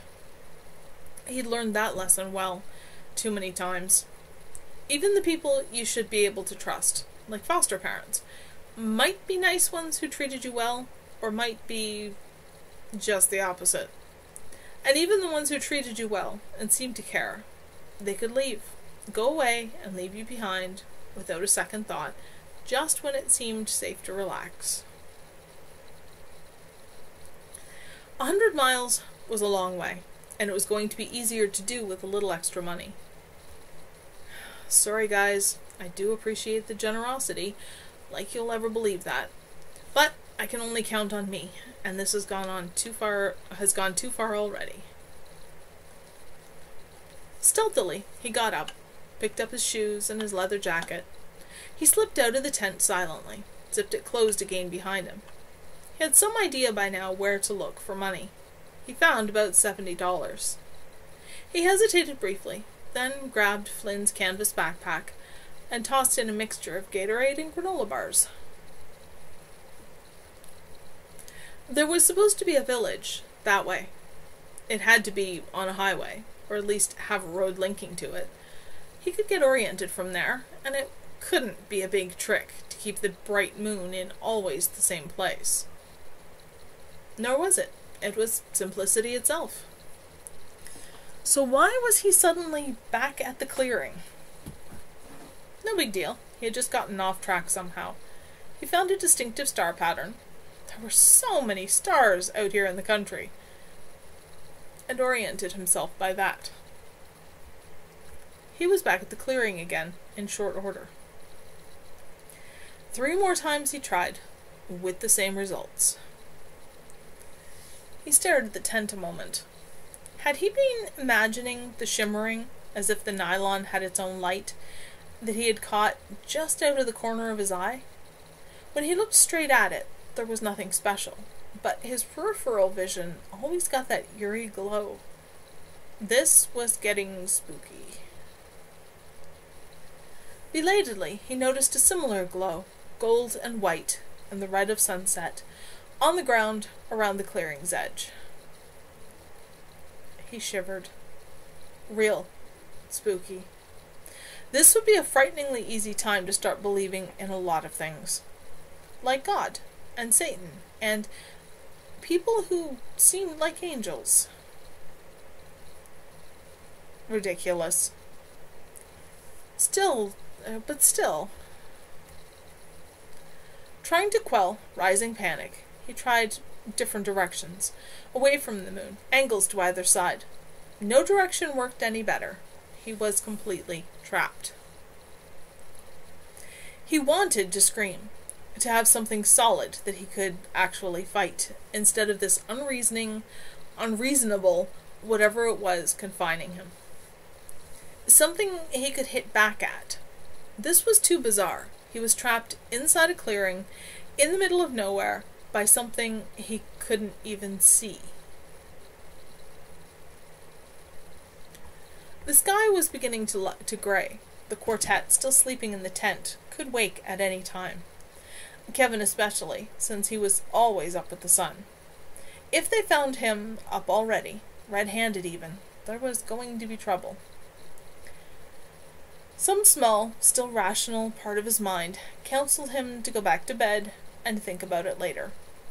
Relieved to have some course of action, he decided to take it.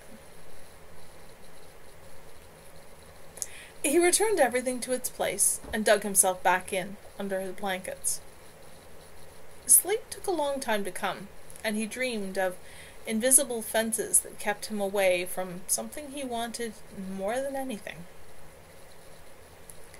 Section break.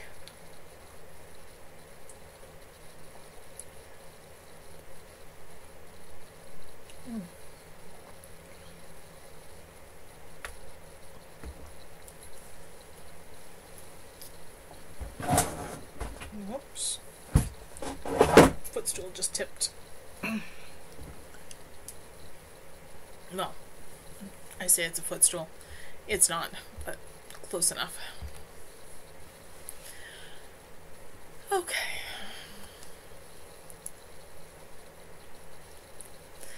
Kevin smiled to himself, listening to Jesse's breathing slow as he attempted to get back to sleep. Thank Bridget he had set those wards to work from either direction at night, and that he had had enough warning from Jesse's thoughts to make sure Bane slept through it all. Deanna, beside him, had never moved, deep in normal dryad sleep, her breathing so slow that someone uninformed might have been alarmed. Flynn was probably awake, though Kevin didn't bother checking. Flynn tended to know a lot of things that he kept to himself, so it didn't really matter. It was so sad, though, the screamingly strong surface thoughts he had been picking up from Jesse just now. No one deserved to be so alone, or so terrified of trusting anyone. The nightmares Jesse had had while unconscious, that Kevin had caught glimpses of while trying to soothe them away, they were just as depressing. Psychic damage triggered nightmares, but didn't provide the content. Haven was hardly paradise, but some of what he had seen would never have been able to occur here. Someone would have noticed and intervened. If only there were some way to help. Maybe there was. It wasn't going to be easy. Haven had so many secrets.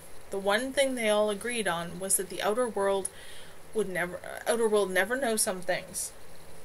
He wasn't at all sure his entire coven would feel the same either. Still, he remembered Rebecca, remembered the hurt and despair she could bring. He remembered, too, feeling alone and desperate, certain that there was no way out and that no one was going to help him escape the hole he had dug for himself. But even at the worst moments, he had had the absolute certainty that Deanna was there and always would be, no matter what. He knew that Deanna would back him up completely, even if he told no one what he had seen in Jesse's nightmares. She would trust him to have a reason. He had a feeling that Flynn would as well, for reasons of his own. He wasn't at all sure he'd be able to help, but he was certainly going to try. And that's the end of the chapter. And now, Black Wolf has, Haven has its own small newspaper called the Quicksilver Sphinx, and every so often we're going to get little bits of that. So, September 1993, the Quicksilver Sphinx, Miscellanea, by Nick Winter. Hey gang! What do you think of the new layout Brittany came up with for the Sphinx? Isn't it great? Not least because I have more space than ever to play with. I can just see everyone bouncing with joy. The biggest news of the month. Eleanor Moonstone and Darcy are getting handfasted. No news on whether Darcy will be joining Coven Moonstone or staying solitary, but everyone wishes you all the best either way. There's going to be an outside circle on the night of the full moon. For anyone not paying attention, that would be the 30th, starting just before sunset in the park. The rest of Moonstone is leading. Everyone is invited. Okay, which witch is going to take responsibility for making sure the weather is good? There will be a party after, of course, potluck style. If you need more info, give Thera Moonstone a call. Other upcoming highlights. Exotica have been working on a new play called Wild Hunt. I snuck in to see a rehearsal, and it looks downright fascinating. I don't want to give anything away, but Carrie Dragonfire makes a wonderful huntress. Carrie tells me they'll be opening on Thursday the 16th at 8 in the school gym. Usual sliding scale, $3 to $10. Since they're doing it hands-on interactive, remember Calliope, same idea. They're limiting the number of people, so they're going to run it for 5 nights, longer if there's demand. Advance tickets available. Get in touch with anyone from Exotica. I'm hearing rumors that we have our first new coven of the year already. Although I gather none of the people involved are new at the college this year. I'll try to confirm, but I heard it includes a wolf, a dryad seer, a human telekinetic, and an elf, which is probably more than enough info to identify them if you know them, but unfortunately I don't. What? No witch? What's a coven without a witch? Eva, don't you dare say quiet. Catherine recently accepted Miguel Leorin as her newest student, which will give us a total of, I believe, 19 active mages in Haven. Anyone actually surprised at the idea of another Leorin mage? Leif Artemisia tells me they have some new ritual tools at White Stag, primarily metal. Knives and cups, a few metal wands and pentagrams, but they're expecting some of the wooden kind soon. Wands and pentagrams, a few cups. Sounds like you could pick up a nice set for someone who uses them. Events for the equinox are fairly plentiful. Wait until next month for the Samhain, pick a pronunciation, Samhain activities. There's a full list on the back page. Historical notes for September. Morgan Dominique, honored ancestor of virtually every witch in Haven, was born September 17th, 1767. Yes, Morgan of Coven Starlock, which founded our fair village, was born a full century before Canada's birthday. 1 year ago, September 19th, Flynn Sundark got his first acceptance letter for a short story. Thanks for reminding me, Cynthia. 56 years ago, Haven College began its first year as a recognized private post-secondary school with our own schedule for holidays and various programs tailored to and practical for the abilities and needs of the mixed village population. My highest respects to those who pulled that trick off. How many of us would go noisily insane if we didn't have our own college to rely on, and to bring in our own kind from the other 5 Canadian mixed villages, they being not so fortunate, and occasionally from farther afield. Without it, we'd be more inbred than we already are, and I would never have come here from Raven Rock to meet my coven. Have fun back in school, kids, and I'll get back to you in October. Ciao!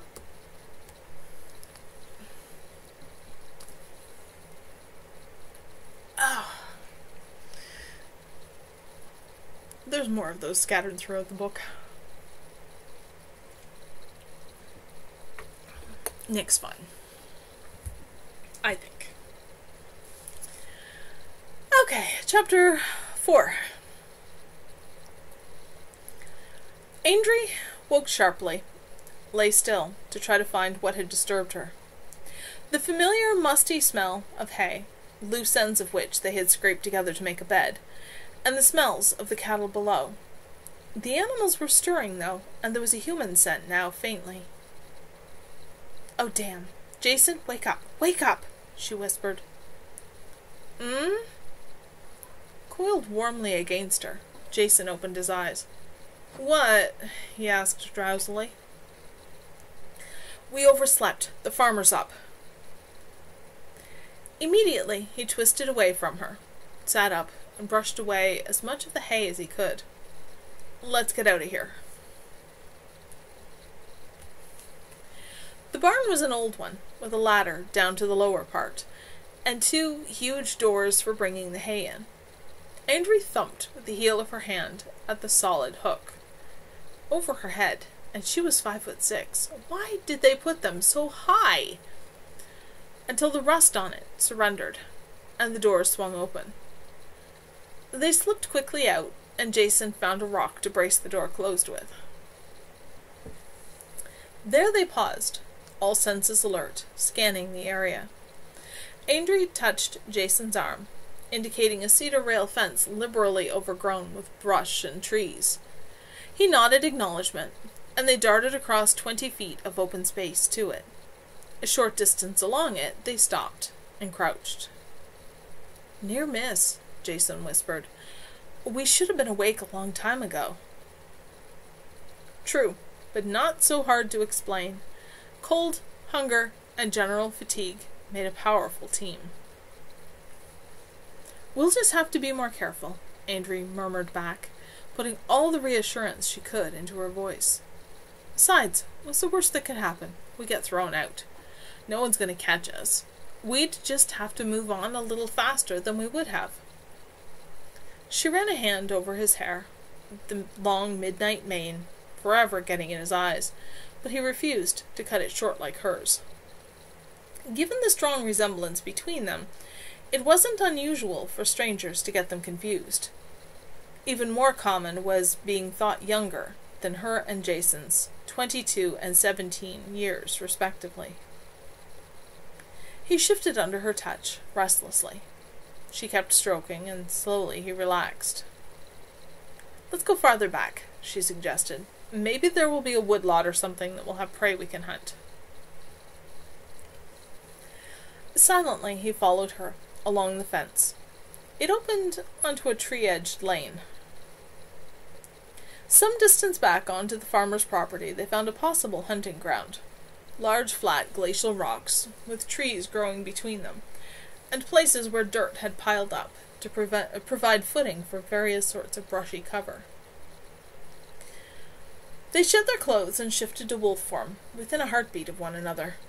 Their clothes and half-empty backpacks they left there, and they went in search of food. Andrea startled a scrawny rabbit out in front of Jason, and he grabbed it neatly. They shared it, as they always did, and kept hunting. Each snatched a few mice, but nothing else offered itself. Still hungry, they gave up, and went back to where they had left their clothes. So much for that, Jason sighed, pulling over his head the oversized, once blue sweatshirt they had found in a thrift store. We have a few dollars. We can grab some fries in the nearest village or something, Andrea said, hoping human-type food might break Jason out of his slowly deepening melancholy. Last time he had gotten truly depressed, it had taken what felt like forever for him to come out of it. A couple of years of constantly moving, surviving by their wits, was claiming its due price. Jason shrugged. Might be better to keep it, and maybe we can find a fool begging to be parted from his money. It's not like they're a dying breed. Maybe so, but I want something more to eat. Sure, whatever.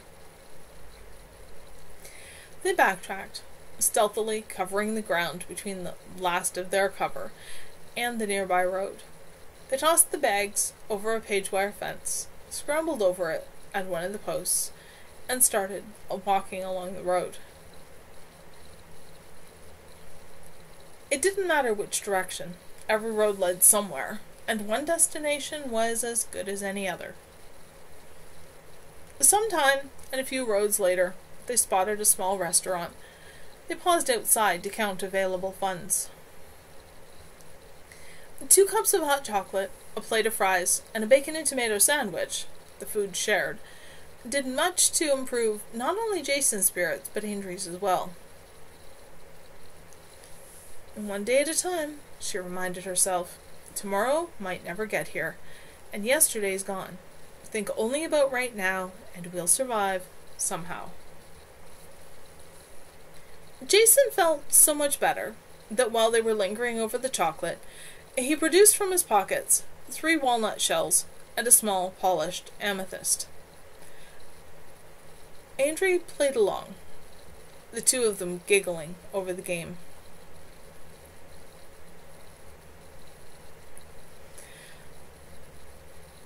A shadow fell across the table. A man in his mid-20s or so, smelling of car oil and gasoline. Are you any good at that? He asked Jason curiously. What, this? Jason looked down shyly. I practice. Sometimes I can win. Show him, Andrea said coaxingly. Come on, you're better than you think. If you want. He set the amethyst down, Not for anything would he play this with anything else, insisting it gave his luck an extra boost. And placed one of the shells over it. He shuffled them around casually, looked at the man, who of course pointed out the right one. The second time Jason put a bit more effort into it, but again the stranger chose the right shell. "I have an idea," Andrew suggested, putting all the charm she could into it. "Give him a reason to try harder." She took around in her pockets, found the single loonie left from paying for the food, and laid it down. The stranger placed a second dollar coin beside it.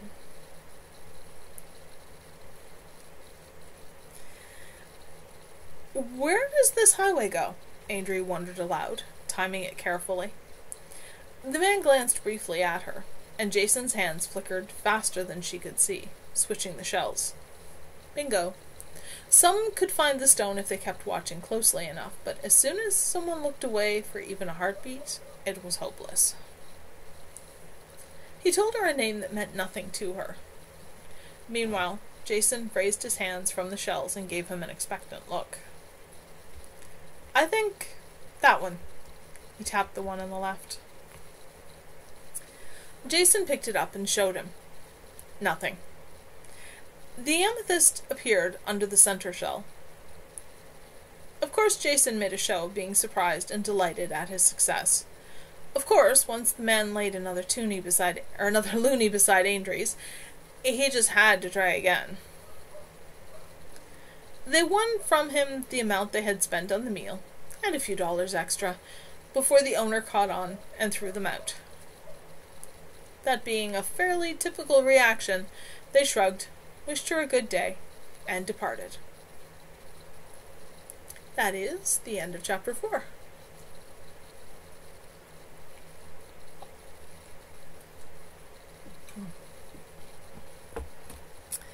And I think I need to do another really quick break. I will be as fast as I possibly can. I'll be right back. Sorry about this.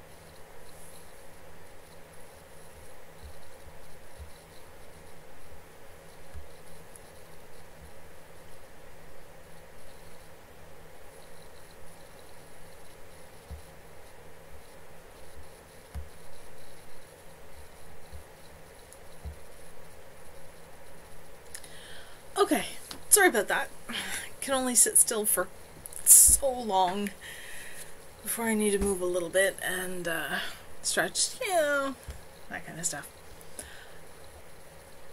Okay, back to the story and chapter 5.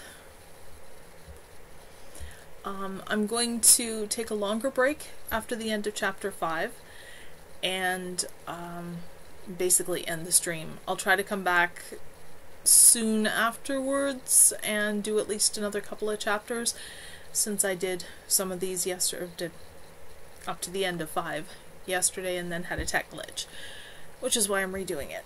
So I'll try to do at least a couple of new chapters today, but it probably won't be very many because I don't think my voice will hold out.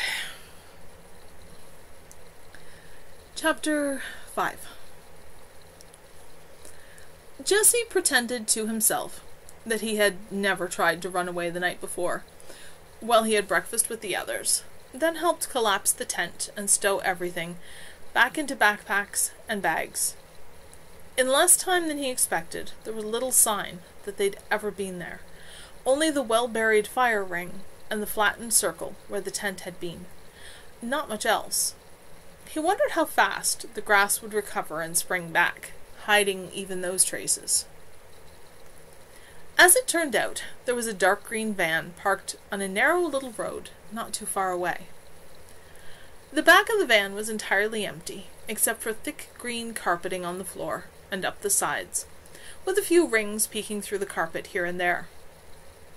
Everything was piled in the very back, and then tied with silky-looking rope through the rings to keep it from shifting, which left the center of the van for Deanna and Jesse and Flynn to sit in.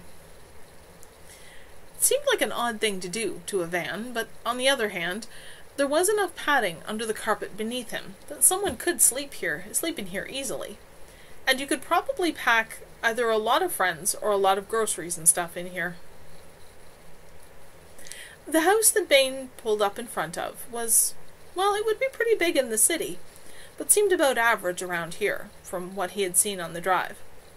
It was all red brick, and seemed to have a lot of windows. As Bain shut the van off and Deanna slid the side door open, the front door of the house opened. The young woman who emerged was tall like Deanna, but very slim.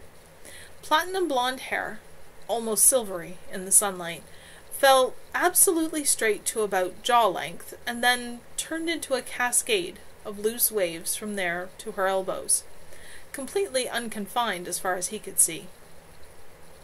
And it wasn't bleached. Even her lashes were almost invisibly pale. Her skin was probably pretty light naturally, but it was somewhat tanned. Less than evenly. He could see lighter areas where her cherry red tank top showed off territory that had previously been covered by short sleeves. She looked fragile and cool and aristocratic, and unlike Deanna, he could imagine her easily dressed as a princess, or maybe a queen or high priestess or something, weighing someone's fate, calm and impassive. The impression shattered completely when she smiled. There was nothing cold at all about that. "Welcome home! Oh, hello!" "Cynthia, Jesse," Deanna said. "Jesse, this is Cynthia. Cynthia, we met Jesse while we were camping, and he needs a place to stay for a few more days or so." Cynthia nodded. "Hi, Jesse. Sure, not a problem. We don't have any extra beds, but the couch is comfy, and the kitchen's always full of food. Make yourself at home."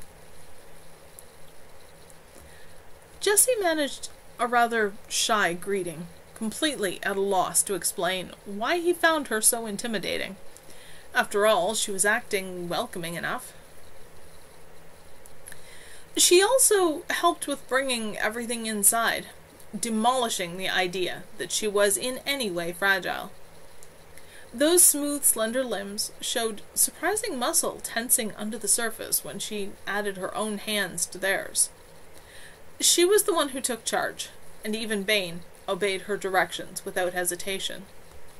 Everything was piled neatly at one side of the living room to be sorted through properly later. Then Cynthia sent them off to shower, while she drove Deanna and Flynn home. "Is there going to be enough hot water for 3 showers?" Jessie asked doubtfully. "You shower first," Kevin suggested. "I'll go last. I don't mind if there's no hot water left at this time of year." Jessie considered protesting, then thought of how good a hot shower would feel, and decided to take Kevin up on the offer. It felt every bit as heavenly as he had expected. He fought the temptation to simply stand under the hot running water, and got himself clean and presentable as quickly as he could. Flynn had left him another fresh set of shorts and t-shirt, and once he was finished and dressed, he felt almost human again. The sheer ordinariness of the rest of the day, other than his dozing off periodically and no one reacting to it at all, was almost surreal in itself. He made himself as useful as he could between naps, helping with the laundry and general cleaning up, and tried to ignore how good it felt to both be accepted and to be thanked. The thought surfaced at moments, though. What was it that had trapped him in the campsite last night? Section break. "You sure you'll be okay alone?" Kevin asked, scooping up his bag of books. "Why wouldn't I be?" Jessie asked, trying to cover exasperation with patience, and sure he was failing. "You'll be late if you keep standing here asking dumb questions." Cynthia, Bane, and Deanna were already waiting outside with the van. Kevin sighed. "You're right. Have fun. We'll be back about 3. "You already told me that. Twice. At least." "Catch you later."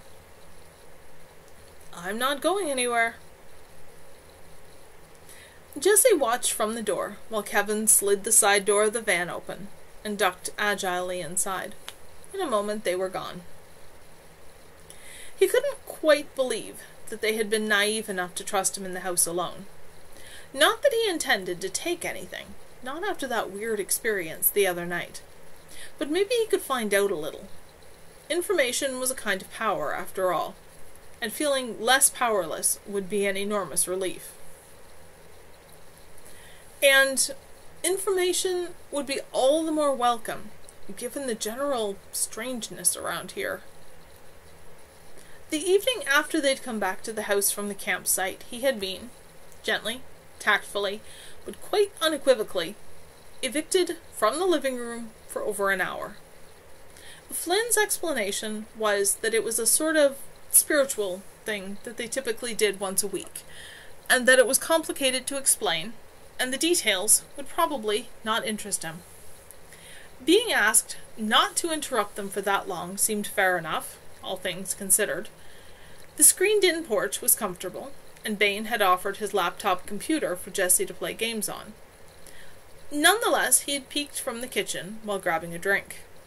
To him, it had looked like some sort of group meditation, the 5 of them, in a circle, on the living room floor, close enough to hold hands.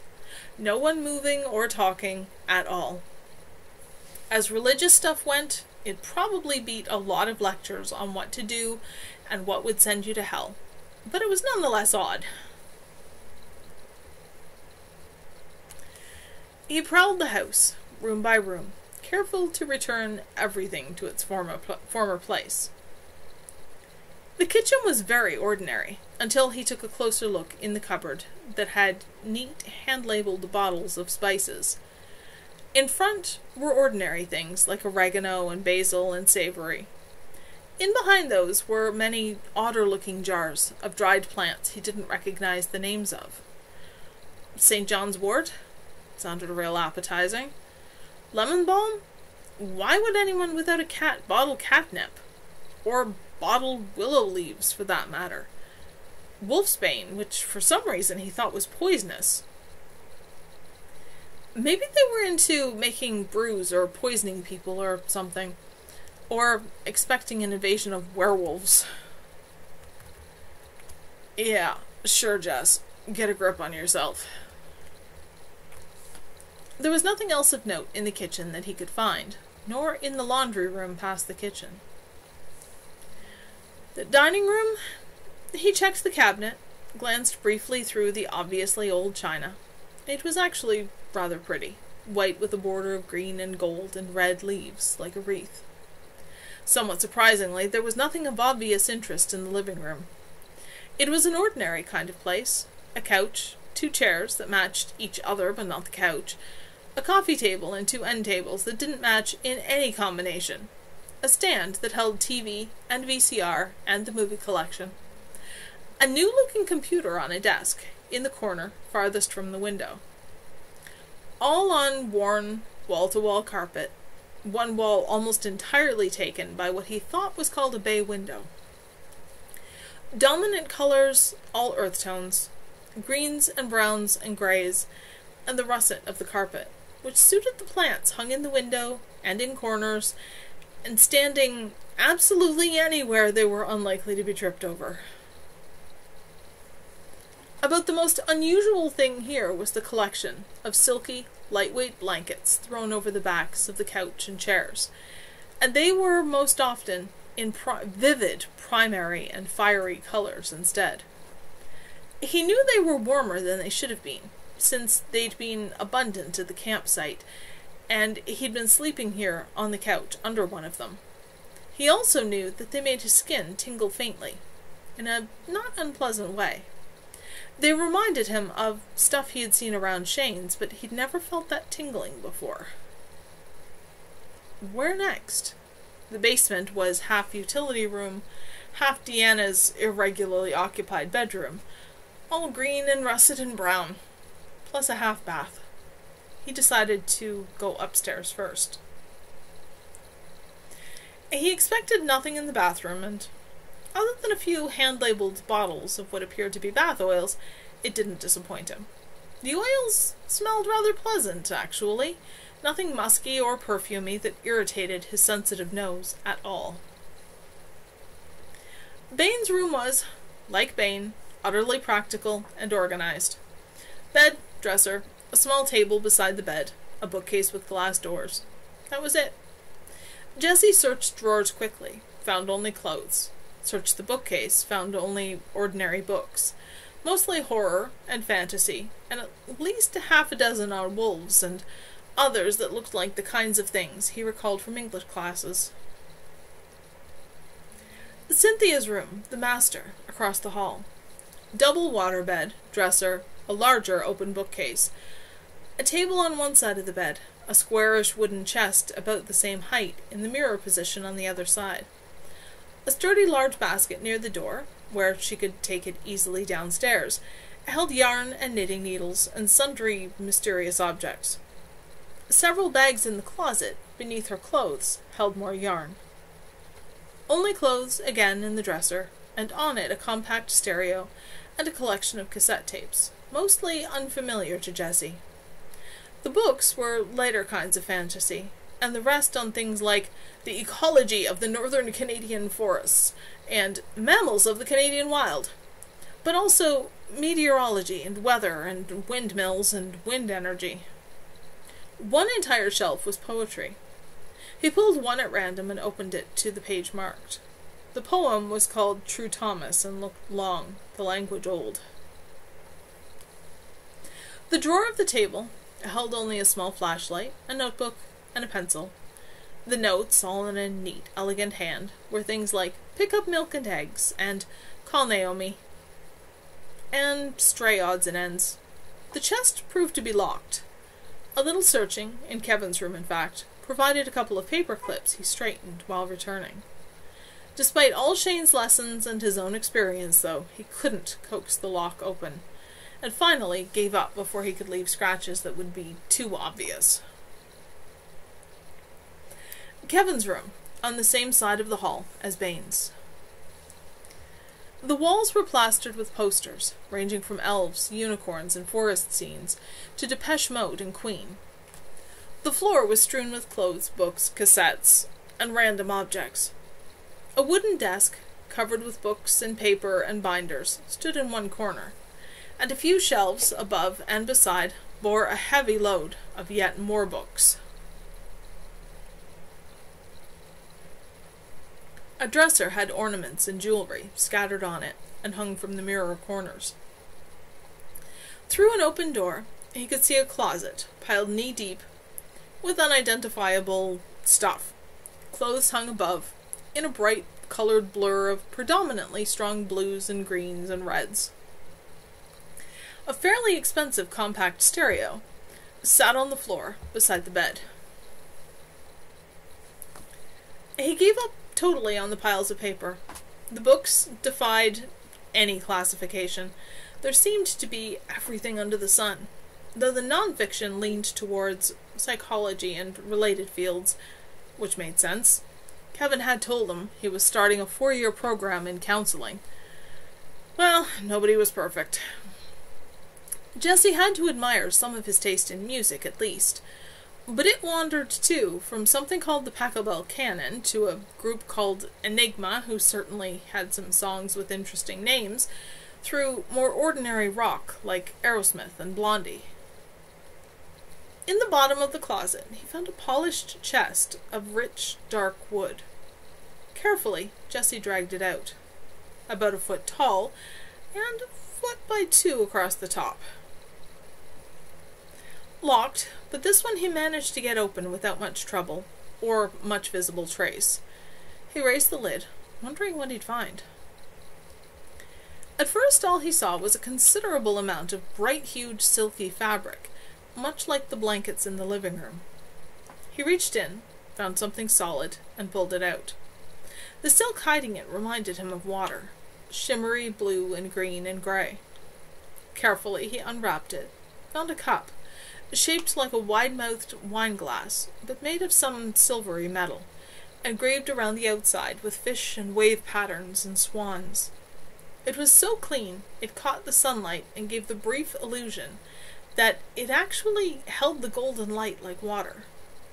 He didn't touch it, kept the silk between it and his hands, but even that made his skin tingle intensely.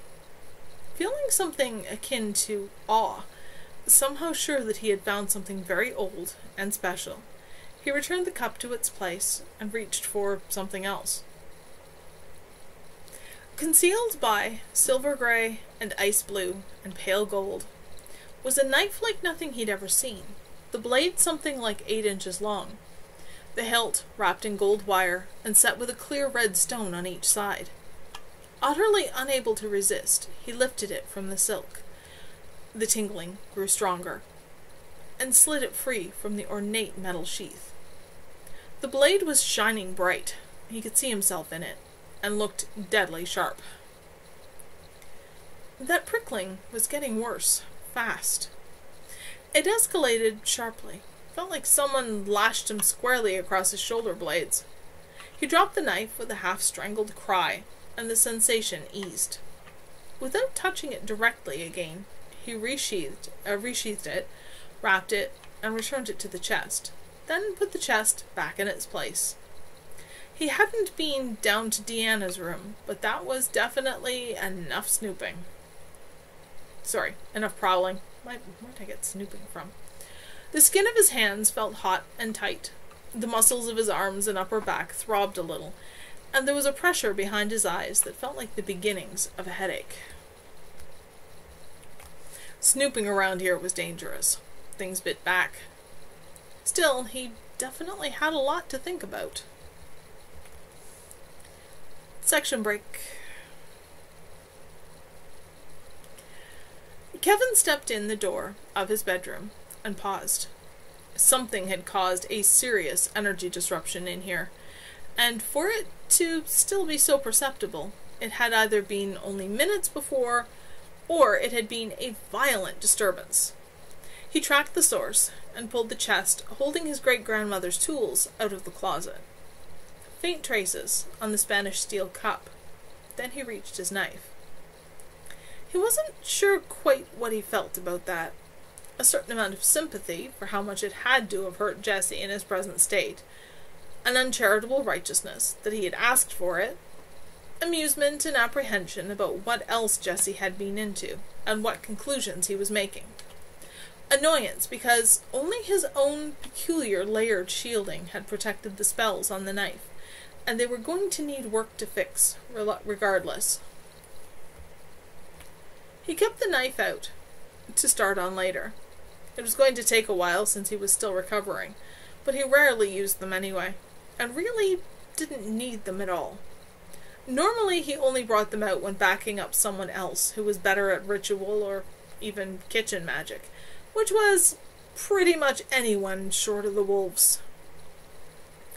His own abilities worked just fine without props. He returned the rest, and added an extra layer of protection around it. Although, he thought wryly, that was a classic example of locking the barn door after the horse was in the next county. He doubted Jesse would forget this quickly. Had he gotten into Cynthia's or Deanna's? Cynthia's power was so much more subtle than his, and she used her tools more often, although she didn't really need them any more than he did.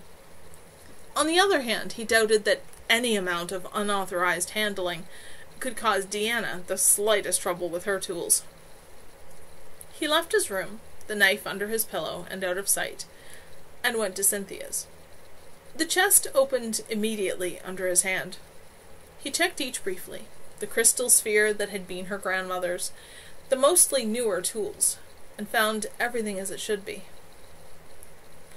Then, just for now, he wouldn't mention this either, any more than he had Jesse's attempted midnight flight.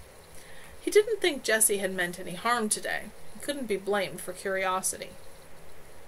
Still, this was getting a little out of hand. He headed back to his own room, mulling over what he might be able to devise to keep Jesse out of things, for his safety and theirs. He was saying that a lot lately. Keep everybody safe. Inner senses picked up Bane's presence. He turned around, just in time to watch his dark coven mate lean against the edge of the doorway, arms crossed. Even from here, Kevin could see the gold flaring in his eyes and hear the low rumble of a growl.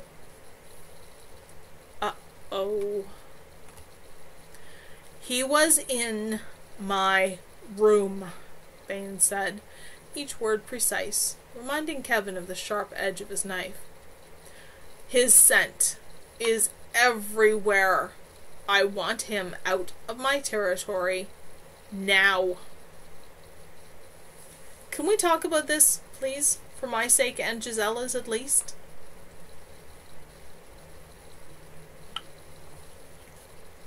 Bane didn't move for a long moment. Then he nodded curtly and came farther into the room, turned the chair from the desk backwards, and straddled it with his arms crossed on the back. Kevin glanced at the door, and it closed itself with a soft click. Why should I not chase him off? It still held more than a hint of a growl, but the edge was muted somewhat. Kevin sank down on the bed, facing him. Lots of reasons. Start listing them then, and don't tell me again that it's dangerous to send him back to the outside world with no knowledge of what he is. He'll never heal completely. Flynn's cards are wrong this time. Whatever the unfinished business is he keeps getting on every reading, that isn't it. Kevin tried to put his tangled thoughts in order. Okay, he's not gonna listen to logic this time. There was a time once when Deanna and I ran away from Rebecca, he said quietly, and you were the only one in all of Haven who was willing to give me a chance. Remember? You didn't take advantage of hospitality and trust to violate privacy. Oh, if you only knew about Jess trying to leave in the middle of the night. No, I had attacked Flynn for voicing an opinion, which was shared by just about everyone and was in fact extremely valid. and terrorized Cynthia when she came after me for it, and got in a fight with you when you told me that I'd be taking my life in my hands to go anywhere near them ever again. Among other things, I racked up a long list of sins in a very few months. The angry gold faded from Bane's eyes, and his expression softened. That was a long time ago. A couple of years isn't so long. Less than that, actually. A couple of years ago, around now, we were all meeting Rebecca. You had stronger reasons to distrust me, but you took a chance. Please, if you don't want to, that's your choice. But don't stop me from making my own choice. Bane rested his head on his arms, silent for what felt like forever. Then he sighed heavily. I'll be glad forever that I took that chance on you. For the moment, I'll let him stay. But he's running out of chances, Phoenix. Put him on a leash if you want him around, okay? I'll get Dia or Cynthia to help me put short-term, specific wards everywhere and on everything we can think of, Kevin promised. But I bet he learned his lesson. Oh? There are psychic fingerprints all over my knife. Bane grinned, showing even white teeth, the pointed canines just slightly longer than the rest. Aw, poor baby, he got a shock. A pretty good one, I'd say. Good, maybe it'll teach him to keep his hands off other people's stuff. He stood up and stretched. For your sake, I'll put up with him, but you remember what I said. I will. I'll keep an eye on him, I swear. You do that. He padded over to the bed, leaned down to give Kevin a tight hug, and wandered off. Kevin sat quietly for a moment, shivering a little as he forced the old memories into the back of his mind and reoriented on what he could do at present. Wards first. And somehow he had to get Jessie to trust them. He was sure Jessie was only there because he was responding unconsciously to the triangular connection that had formed when Kevin and Gisela had healed him. An unanticipated little consequence that probably wouldn't have stopped them anyway. Without that, surely he would have left days ago, and Bridget and Lou knew how long it would take for the paranoia he kept sensing to win over the tentative power of that link. The same link, he thought wryly, that had an equally strong effect on all three of them, aware of it or not.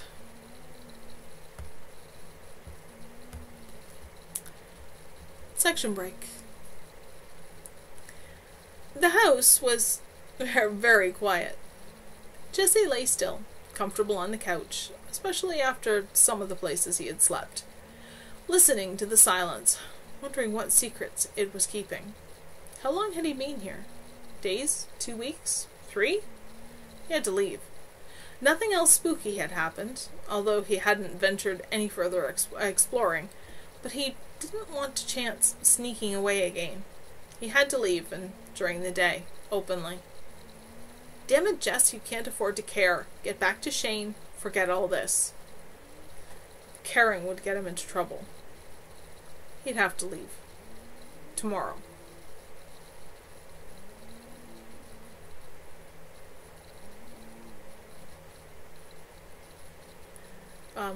Yeah, there's another section break there. I was just thinking for half a sec. Mostly about how much longer my voice is going to hold out. Which isn't very.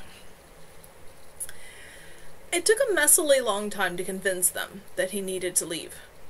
He had to swear to call once in a while, and to remember that he was welcome back any time. Flynn insisted on giving him a ride home, and Jessie surrendered without much protest. At least Flynn was more likely to be willing to compromise and drop him off wherever Jessie requested, instead of right on Shane's doorstep.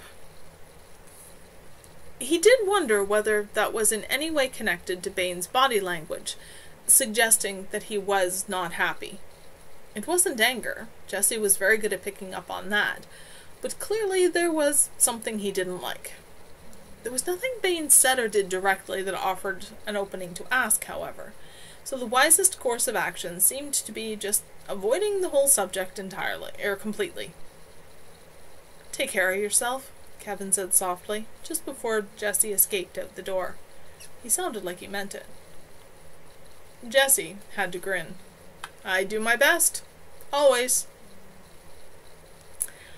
Okay, that is the end of chapter 5.